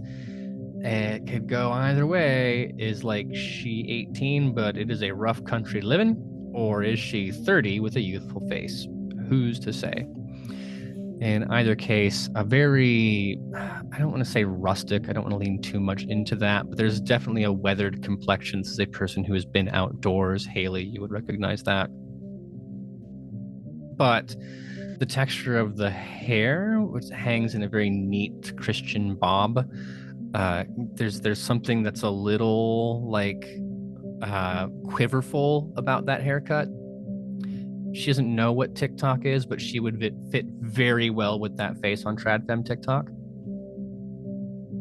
Appears from the kitchen coming back out. There's genuine surprise on her face. Oh my God, I'm so sorry. I didn't realize you were waiting here. And she's skittering back behind the counter like, oopsie, I got caught. No worries. Just checking in. Oh, excellent. Yeah, do you have a reservation? I didn't realize this was a place that then looks back at Jordan that took reservations. Oh no. Sorry. No, it's fine. I mean, we have availability. It's a little off season. And she reaches down under the counter and there's no computer. She pulls out, if you were a Tremere, you would expect grimoire. No, classic reservation book. This thing lands on the wood with a thunk. that sends a shiver up Jordan's spine. You can actually see it on her face right now, and pulls it open. And you don't know if it's part of the shtick or if they just genuinely don't want to pay for a computer, but it is every single page, the 18 rooms of the Willerton Hotel, and then they will write your name in it, and then the amount per night. And then I hope you're ready, because if you try to pay by credit card, you're going to get that slide ka-chunk machine. Oh, yay. So she says, no, it's no problem at all. She's looking around to the four of you and then does not know that Roxanne is here, I suppose. She says, but I have to let you know, we only do doubles. So like we have like 2 twins in each bed, but I don't have anything that could accommodate all of you. Are you okay with separate rooms?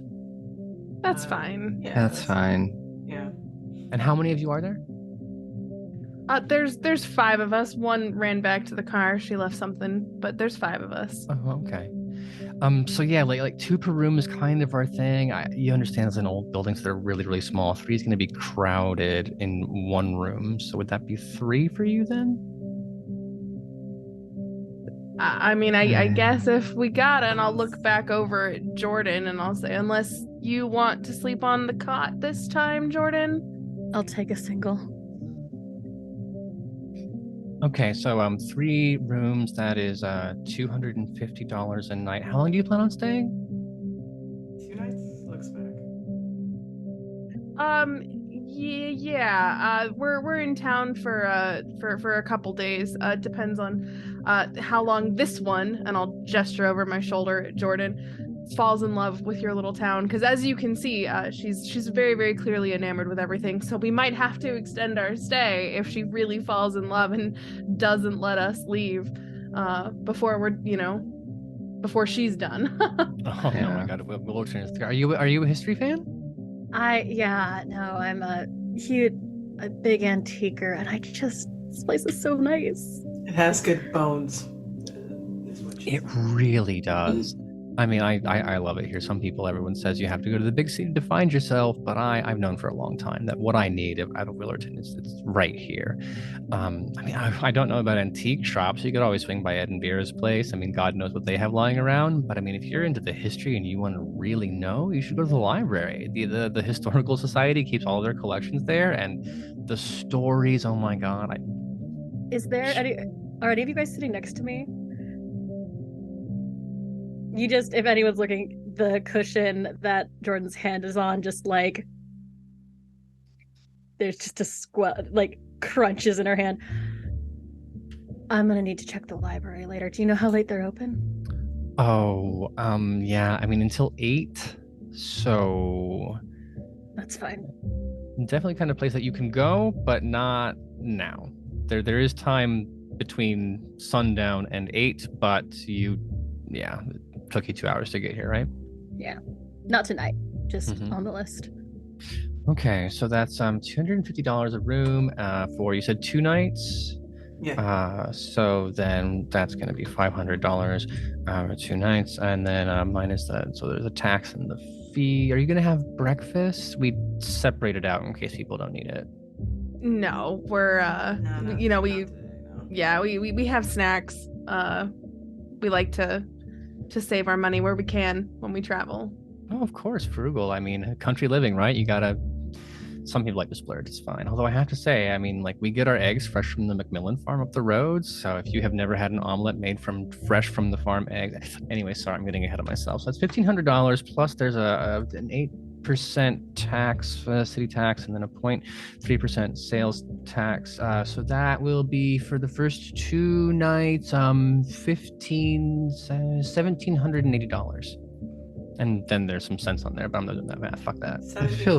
That feels really expensive for a place like this. That one's steep. Real quick. I mean, it's a historic building. The renovations here required quite a bit of state inspection and things like that. But no, in each room individually, yes, $250 a night. Can I do an insight check on this woman? Absolutely. I would also like to insight. What is that? Insight? Wits and insight usually. Cool. Oh boy. 2 successes. I'm gonna re-roll that. Well, before you do, it's terribly easy to see that this woman is genuinely earnest. Okay. This is the only hotel in a very popular kitsch town, and they can charge you $150 a night. Because if you want to sleep not in your car, that's here. It's Where very did our much wallet go? that boutique-y Airbnb, like, you know. I do hate the meme of it all, but I do think I will throw my credit card at Hayley and go full shut up and take my money. Mm-hmm. It's a business expense if I can swing it. Yep. Having done the math using actual Illinois hotel tax and the Willerton County tax, it is $1,684.80. It is a business expense. I pick up the credit card because Jordan didn't tell me she was going to throw it at me until I just felt it like tink on my shoulder. So I bend down and I pick it up and I hand it to the wonderful lady behind the counter.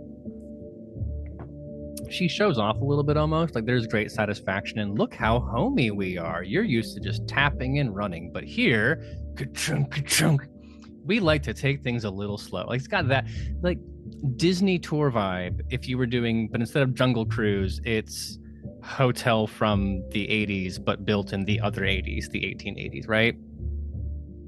So she takes off the one and like, you don't not know the last time, well, Jordan might. The rest of you haven't seen carbon paper in 30 years.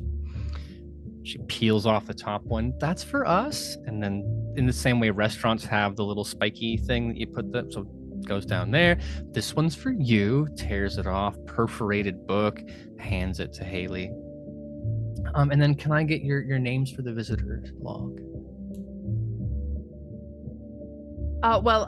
That's a question actually for Jordan. Is your name on the credit card or is it a different name? I forgot we are vampires. It's like shit. Crucial concept for this game.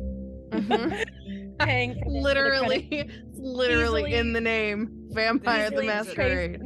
Easily traceable credit card, but in fairness, not technology. I think there's a you know, it's a company card from the old business, so the account is still open, so it probably has a needful thingsy style. It has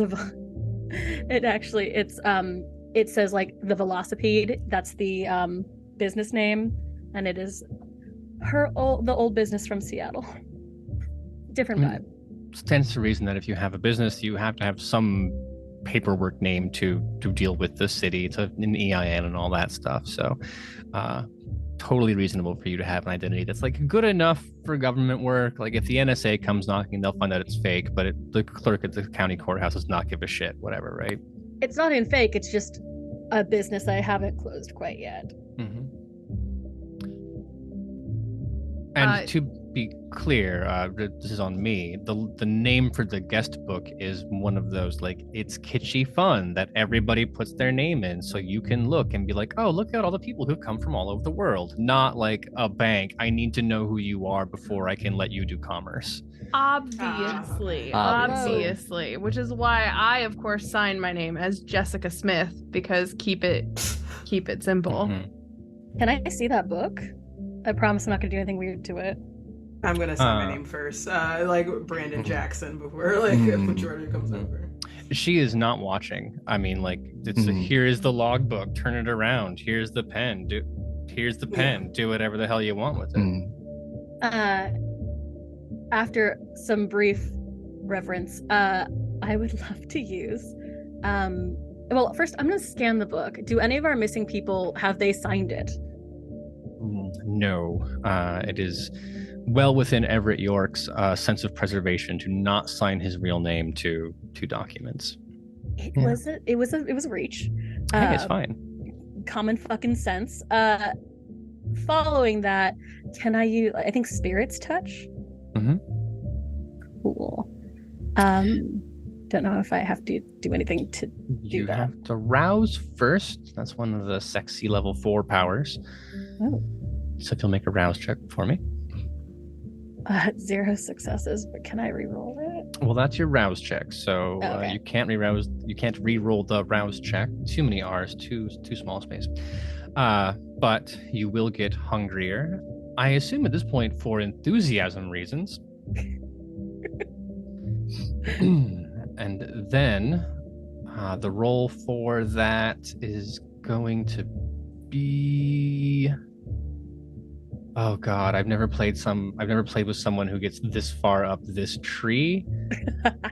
But I am inclined to. It's intelligence and aspects. I would put a $5 bet on. Sounds about right. But in your sheet, you should just be able to click the red icon next to Spirit's Touch, and it should roll that for you. Heck yeah. Fucking bullshit. 1 success? Yeah, 1 on a hunger die, which is amazing. And then the rest of the audience can't see this, but Jordan has 7 dice to do this and has rolled 1 success on a hunger die.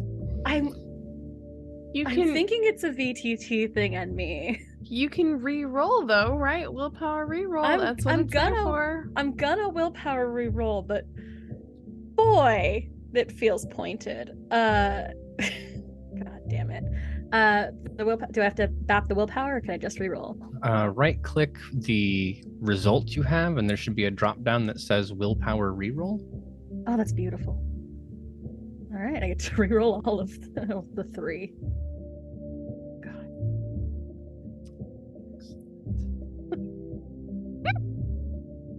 This is why we play this game. This is why we're not just telling a story together, because if we're telling a story together, we could just decide, and we're just gonna roll with this.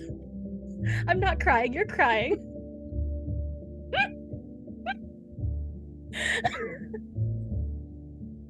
Oh man. The probability That's so rough. of rolling 10 dice and getting 1 success, that is I'm gonna cry. That's like, Oh no. baby, like I do you need like a priest or Don't know. Well, suffice it to say, 1 success is not enough to get the information that you need.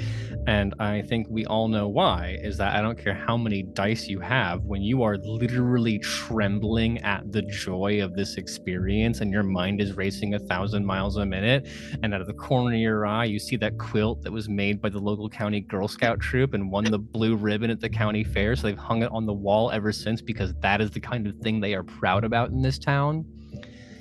And where do your emotions stop and the things in this book begin? Also, hundreds of names in the book. Tidal wave of emotions kind of coming up from all of it that you just cannot bring yourself to sort out.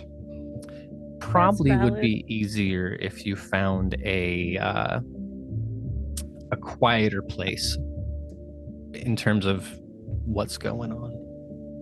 That's fine. That's valid. I'm gonna just lay here. In real life, I'm actually just gonna lay on the floor. This is upsetting. I'm a bit amused because of the last 5 rolls, there have been about 25 dice that have been dropped and 4 successes total among you. Statistically speaking, someone should pass a roll before the end of the session. Statistically. I was fine a second ago, and now I'm a feart. I am a feart. Mm-hmm. Gonna just as Jordan apparently seems to have a meltdown, I will take the pen and sign my name, just like out of her hand. Mm-hmm. You see, like half of a signature is in there and just goes. Yeah, just being like, okay, have your moment. Over at the end. Well, as the transaction is completed, this woman is more than takes the book and she folds everything back up and then goes about the rest of the explaining. There is no turnover service. It's a very homey place, so no one's going to bother you. In the meantime, breakfast starts at 7 and goes until 9. If you are there between 8 and 9, the kitchen is open for special orders if you want an omelet, but otherwise they'll have muffins, waffles, eggs, that kind of thing.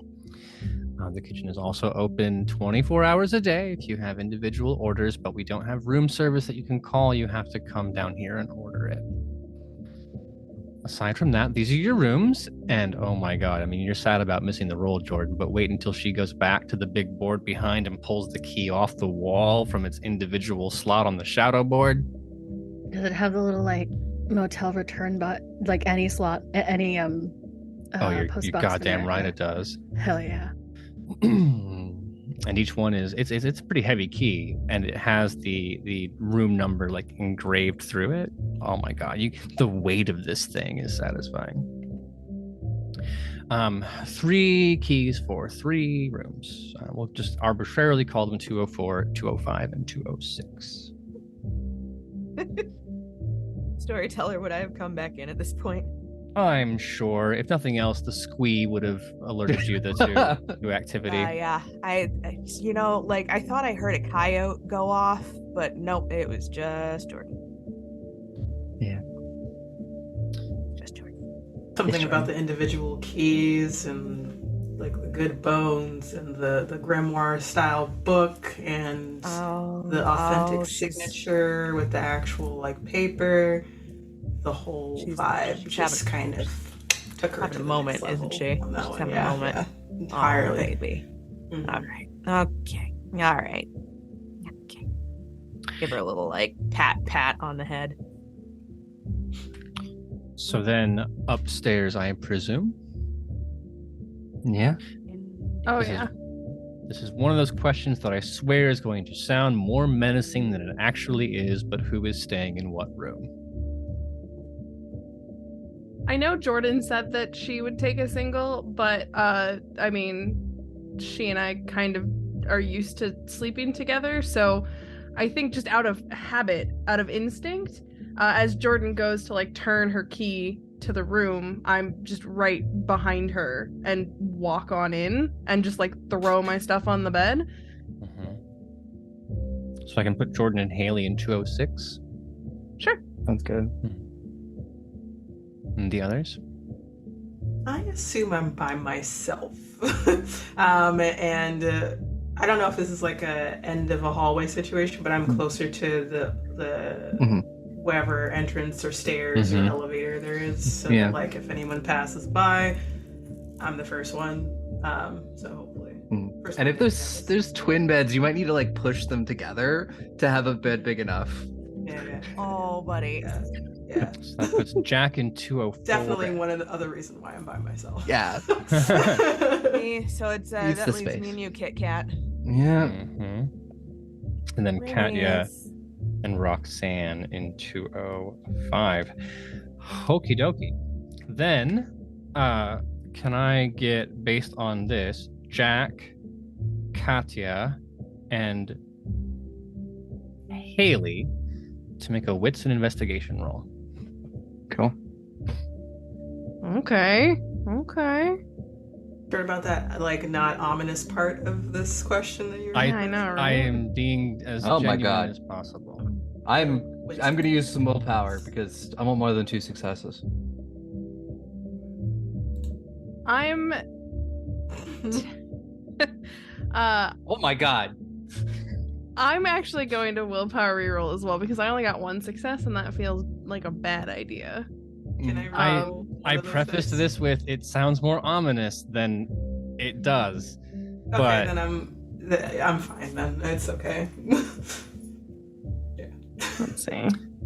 I mean, I guess hopefully 2 is enough. Well, it doesn't matter because I only got 1. How is it possible? I'm actually starting to question the VTT right now because that is the last 3 willpower rerolls where there have been Yeah. 0 successes, and that feels a little weird to me. Anyway, Doing it wrong. I think Okay. VTTs might have it out for us. we can test this hypothesis. If you want to use the roller tool, or just like /R in chat and roll the appropriate number of D10 for this willpower roll, we can just. So that's a 7 and a that's- 9. yeah, that's 2 successes So there. Hayley gets 2. Okay, that puts you at 3. Mm-hmm. And before this goes on any further, that is good. As you are unpacking, and it makes sense, this is why I asked each of you individually, because the curtains in these rooms are not enough to keep out the sun. There's a set of preparation that goes through all of this, which I was going to describe with nothing but banal attention to detail if you do not pass the investigation roll, or if you're Hayley and you succeed. What makes sticking tape to a wall difficult? Make a list of things. How often the walls have been cleaned or not cleaned, the type of wall covering you have, if it's wallpaper, if it's paint, the type of paint, if it's latex, if it's not, if a surface is porous, or if it is meant to be cleaned. Let's go back to that first one, right? Hasn't been cleaned yet. What kind of things on a wall would make tape less likely to stick to it? Things that just kind of like cover the wall generally, or make them like they give you like that texture of like grossness. Yeah, something that's sticky, like any residue left over from residue. Was that it? What kind of residue say? Like a sticky residue? Like someone else had already put tape here.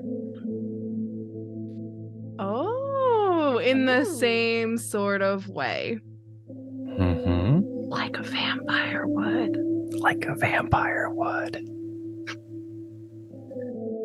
And if it's on the walls here, that means there hasn't been time for it to, like by ordinary process or by room cleaning, be really taken away. So it has to be recent-ish, right? Within a week and a half.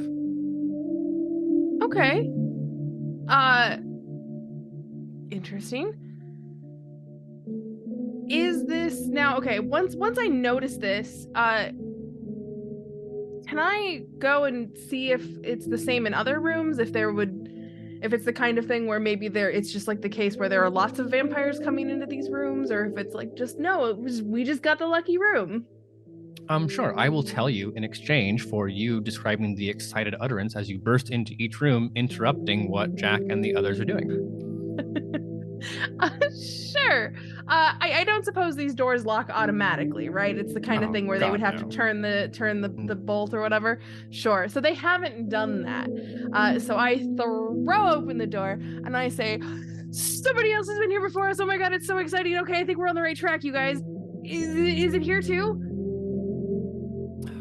Can you say that again, like 300% slower? Yeah. Like I know you don't have to. You might want to like take a breath, but okay, I just not in literal sense. I'm just gonna walk over to the walls and I'm gonna start feeling around on the walls. Do I feel that same sort of sticky residue? No. Okay, then without saying another word, I actually turn and I leave and I go and burst into Jack's room and I just like go up and I start feeling the walls there too. Oh, hey, good evening to you too. It's great. It's only been 5 minutes. Can I help you with something? I don't know. Can you? What are you doing? Obviously feeling the walls, Jack. I know you're feeling the walls. For what though? For why though? For what reason? For what purpose? Storyteller, did I find any sticky residue in here? No. Okay. Don't worry about it. And I'll turn and I'm just gonna leave and I'll shut the door behind me. I'm a little worried about it, and then yeah, no, like Roxanne sticks her head out of her room. Like, I'm gonna probably witnesses this. I'm gonna head back. No, I'm gonna head back into our room then. And I don't know what Jordan's been doing while I've been gone, but I assume you hear me yelling very excitedly next door and then like storming back into the room. But I do like the moment where you've burst out of the room where Katya and Roxanne are staying, and they're like, what the fuck? So they are leaning out the window or out the door into the hallway to see you. Scooby-Doo style. One of us and is then out, one of us is out. You come charging back, and then Jack head out behind you just as everyone kind of turns to watch you charge back in that direction, and then you turn back to each other, and there's that beat of like, what? Is she also touching your walls for no reason?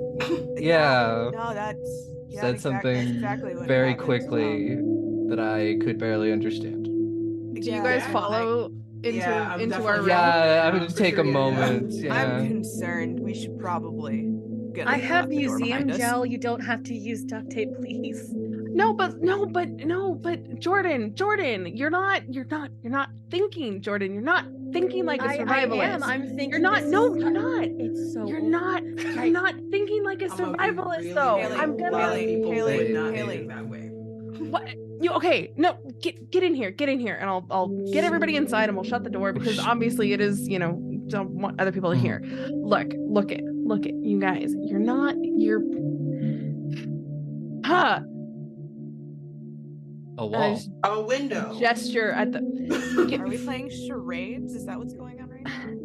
No. Two Okay. words, Look. 3 words. Use No. your words. Use your words, babe. First word, Word. one syllable. Okay. Sounds like. Look it. Okay. And I will go. And Jordan, I will actually grab your hand and I will put it on the sticky residue. The face you see first, Jordan excited because again, antique wallpaper, gorgeous, wonderful. I'm really loving the tiny like dot work that they've used for the like little floral motif. Hold on that word. Dot work. Because Hayley's borderline manic explanation of what has happened will not currently explain itself, but you are going to get this close. You have an antiquer's mind. If I make you roll for this, it's not going to happen, so I just need to tell you based on stats you have. The shutters have holes in them. Not big holes like the kind a nail would put in. But it's fresh and not done by someone who knows what they're talking about. So you have the thing that Hayley, God willing, will explain to you, but also someone has recently nailed these shutters shut. The face you guys see when I go from like, the normal like, oh yeah, I'm so excited. I'm so excited that Hayley is excited about this wallpaper, to someone has defaced this property is truly night and day in almost sad clown variety. And I just like remove my hand. Why is it sticky? For the same reason it was about to be sticky, Jordan. And I'll reach over and I'll grab a roll of duct tape. How the hell were we gonna proof this place for ourselves? We were gonna put up all of the stuff on the windows. We were going to duct tape stuff to the walls. Somebody else, and I lean in real close because I don't, I can't scream this. Somebody else in our social club has been in this room fairly recently. Oh, holy shit. That explains. So the Everett York shutters. may have been in this room. Well, if my hands were working, I would find out. But What room is Everett this hates me. again? That is 206, the furthest room on the hall. So you go up the stairs, turn right, and then it's Jack, and then Katya, Roxanne, and then Jordan, Hayley.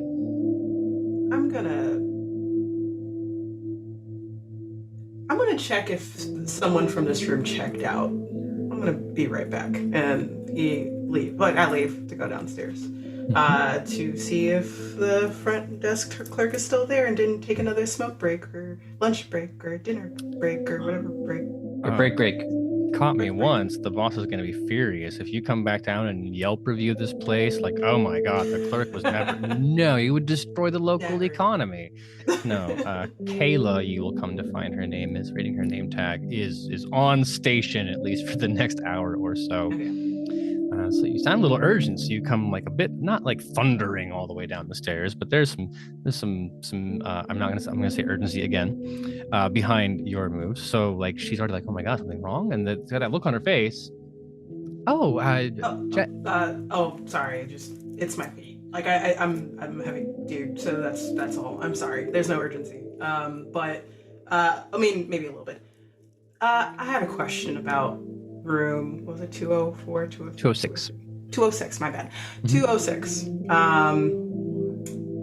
you know who was in that room before? Oh God, I don't. I'm sorry. We alternate 1 week off, 1 week on, Ah, my brother and I. If they signed into the book, it could be there. could I check real Oh quick? no, of course, by all means. All right. So I'm gonna go up, look at this book, see if Mhm. anyone checked out in the last week. Like it was like only like within the week before, right? So. Only one person has been in that room. The name is not Everett York, and I did not think ahead to make one up for this moment, so shame on me. Uh, nope, first four that I came up with, not good. The gentleman who did sign into this room, whose name we will disclose at a later date, shows arriving, does not show departing.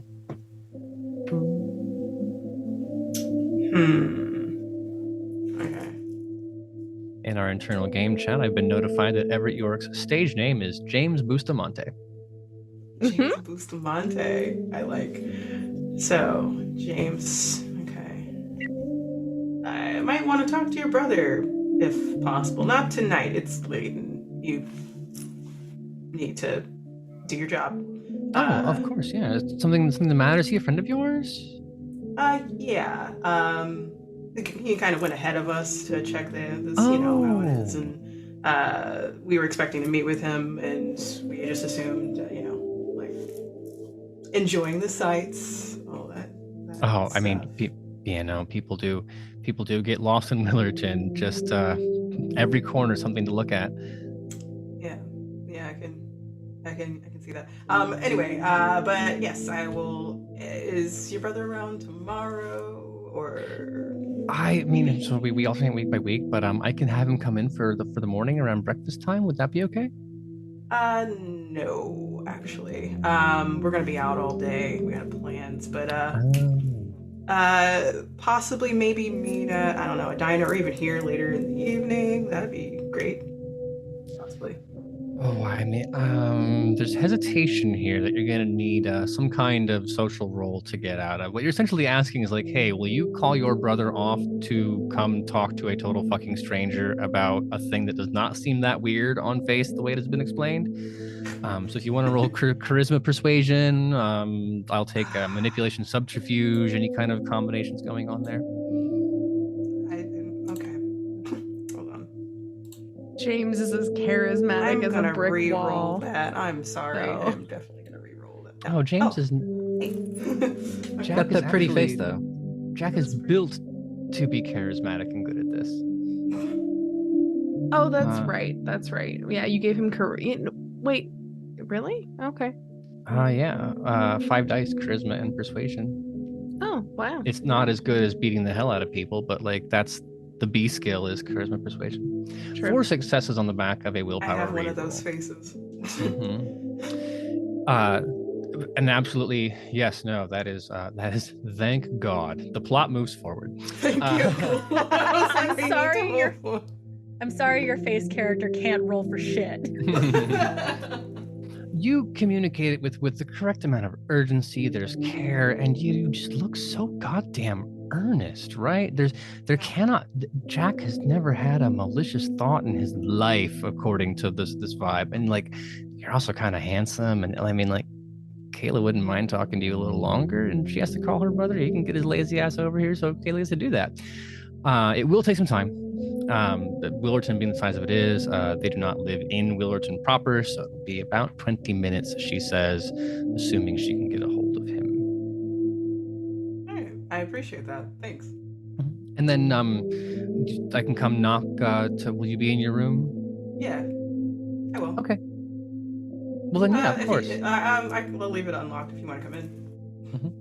Oh, yeah, sure. And then she reaches into her pocket and pulls out her cell phone and starts pushing the buttons to make the phone call go. All right, cool. Thanks. And goes upstairs. Meanwhile, upstairs. Meanwhile. Meanwhile, upstairs, there's also the matter of, and Roxanne, I will pull out the beginnings of my little map and explain the weird shit that I saw in taking a little wander around the property. You have the occult expertise. I don't know what your pedagogical skills are like, how good a teacher you are, but regardless of how well Hayley, Katya, and Jordan understand sacred geometry, at the end of the discussion, they no doubt understand the concept of weird shit. So, And That's pretty much how I understand it. Yeah. Yeah, I mean, do we think it's worth it trying to map that thing out, see what it looks like? I mean, Uh, is it? Like, it's that occult stuff that you guys seem to, you know. This place is haunted as shit, so. yeah. While that discussion is happening, I'm going to try to ghost whisper the fucking walls, because we know that theoretically another kindred has like the roll how do I even describe this? Real Stevie Nicks style, communing with the object space. Because theoretically, if another kindred put up these this tape, it should work. One kindred. Your ability, well, so yes, God willing, if there is justice in this universe, there will be, you will get the information that you need. But I am hoping that because the room is less crowded, there aren't so many competing, lingering layers of emotion, that it should work better. While you make that roll, though, Roxanne, you were on the cusp of the and so of your explanation. Yes. Essentially, there is something mapping its way around this town, something large and very occulty. Now, to be fair, doesn't necessarily pertain to what we're doing. We just need to figure out what the fuck happened to Everett. But yeah. As we are approaching the end of your episode, and I really love a good cliffhanger, I need to let you two of you discuss that. You're having this little debate. Jordan is doing her best to push all of you out of her consciousness, and she pushes her hands on the walls. How many successes did you end up with? 3 successes. Well, for once, 3 is enough. I'll take what I can get. It's pretty far away. You're reaching back into time a few days, but that's kind of not the most interesting part of it. If you had more successes or it had been more recent, you'd be able to get a more fine-tuned graph of the experience. But based on the roll and the time frame, you get a sense of flat, like a neutral affect. The room just kind of like calmly existing in these waves. Then a spike of adrenaline and fear and surprise, and then it very rapidly transitions into violence, struggle, and then sleep. Just blissful, restful, the sleep you haven't had because we're millennials since like you were 10 at your grandma's house, right? Like, it happens so fast. If you imagine the visit taking the span of like 3 days, right? And you have like a 3-minute audio file to represent that, it is just a flat dead line for 2 minutes and 55 seconds, and then a whole lot happening all at once, and then 2 seconds of glorious, like, oh my God, to be able to be that rested. Sleep.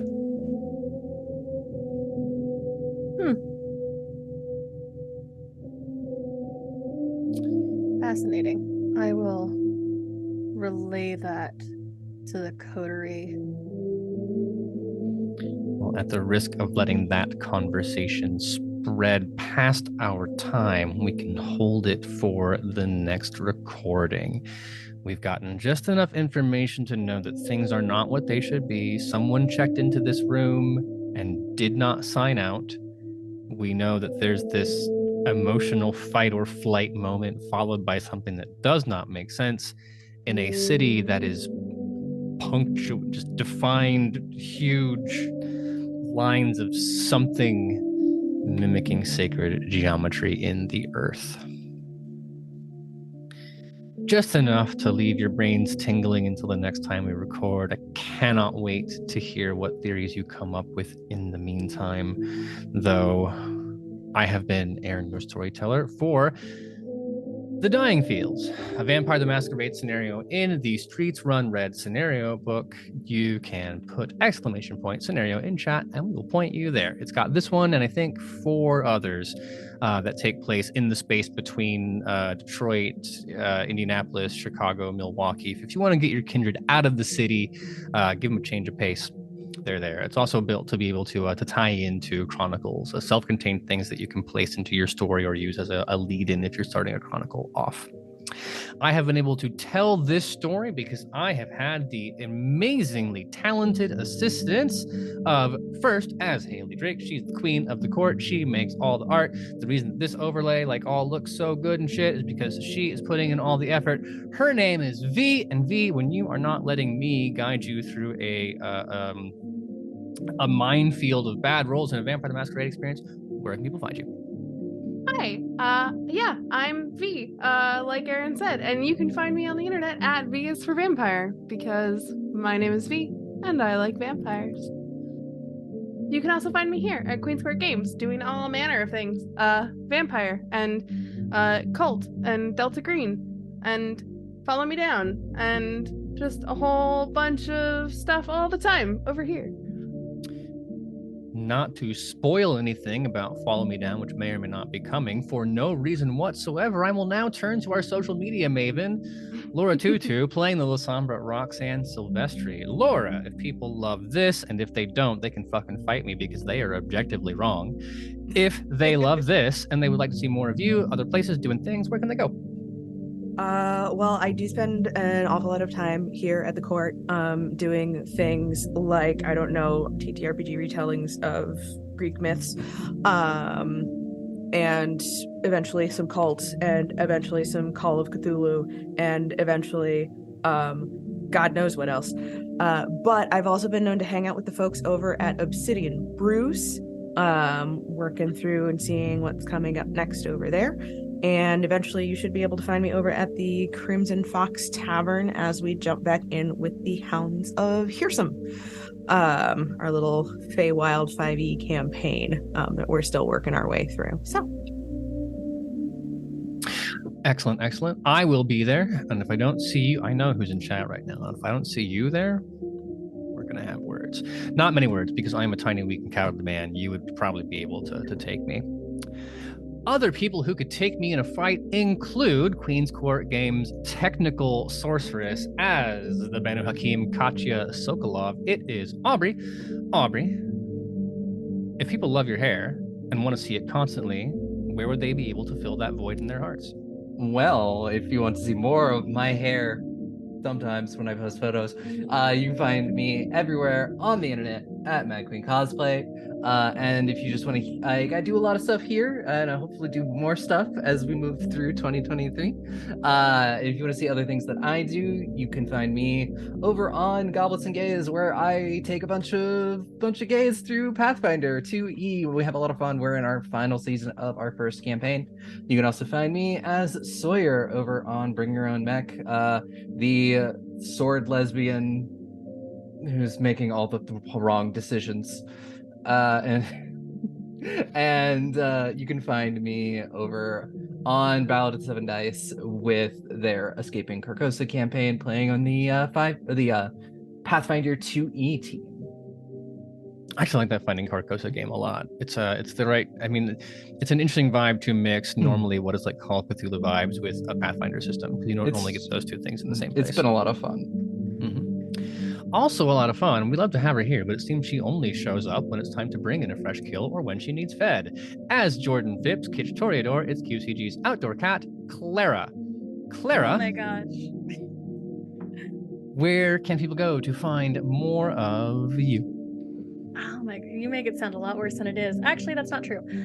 You can find me all over the internet as clearly_golden, unless you are into mermaids, in which case you can find my mermaid Instagram, or Finstagram, the original version of that word, definition of that word, at mermaid_clarity.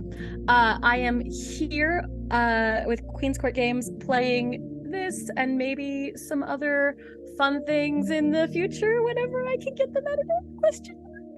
I'm here and also playing the All Night Society as Maya the La Sombra, and I'm also over at Happy Jack's RPG podcast playing all sorts of things, and probably on Sunday evenings playing demigods. We've actually posted to a great number of people on literally dozens of people who've seen the tweet where we announced Mekong. So yeah. I can't say when it's coming out for sure, but Clara is the brain behind that project, brought together, found us the GM, and honest to God, can't wait to show it to all of you. I'm so scared of announcing it because if I say it, it's real, and then I have It's already been announced. I know. In my heart, it scares me. Okay. Continuing my list of things that I am excited for, I have finally gotten to play in a public game as its GM for Sade. It's been literally like a year and a half. Yeah. I've been like, I can't make that timetable. Oh, I don't have a game going right now. And we finally made it happen. I hope it was worth it. I mean, the amount of anticipation. It was worth it. Thank you. I loved this, and you're all amazing. Hello, I am Sade, or Ambrose. You can find me everywhere as SS Ambrose, except for Twitter, which is SS Ambrose _ because Twitter hates me. Other than that, you can find me on Friends Who Roll Dice. I am in a Monster of the Week campaign called Siren Song, where I also play a vampire. I play an emotional drained vampire, which is fun. Their name is Nox. There we go. I have too many characters that I have now. On top of that, I have my studio that I am launching, Other Cider Studios. And we're going to be bringing over the Arcane Core and doing a Aftermath series, which is just bridging over to the next season of season 3, essentially, which I'm excited about. And of course, you can find me on the lovely Craftians podcast, which is a Call of Cthulhu actual play podcast. We are on hiatus, but we have 4 wonderful seasons and looking to continue. That's where I am. You're amazing. I can say that I can say that Lovely Craftians and Goblins and Gates both have an amazing backlog. So if you are already caught up on Todd and Farty Jake, then you can fill the void between the next episode by going to either one of those things and finding Pathfinder, 2nd edition, and Call of Cthulhu, respectively. I thought it was Farty Todd. You know what?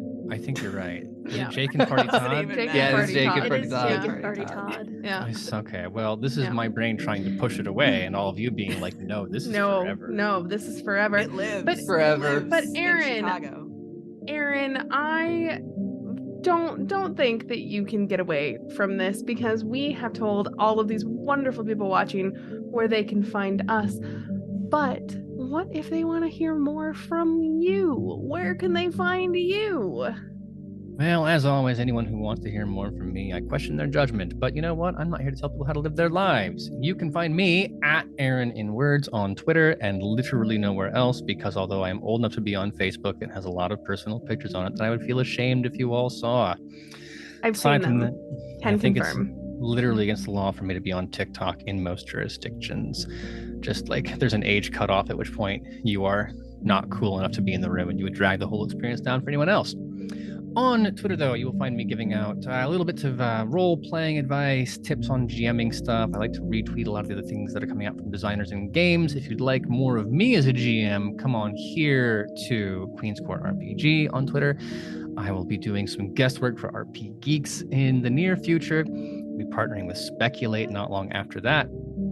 If you'd like to see me as a player, well, first of all, convince V to run more things, because then I'll be in them. But I'm also playing Heinrich Shelf in the Warhammer Fantasy Role-Playing 4th Edition Epic Campaign happening over on Red Moon Role-Playing. And we've also got some unknown armies over there, which I will eventually bring to the table. But yes, for more of us on anything that we're up to, news-wise, at Queen's Court RPG on Twitter and elsewhere on the interwebs, or hell, exclamation point social in chat. everything you need to know. In the meantime, we'll see you here, same time, exactly 7 days from now. So 7 days from now, but also 3 hours ago, for more of this vampire story featuring Katya, Jack, Hayley, Jordan, and Roxanne. For now, I'm going to let these lovely folks finally get off to bed and out of costumes.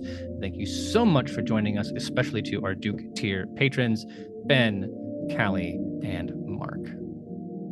In the meantime, bye for now. Bye.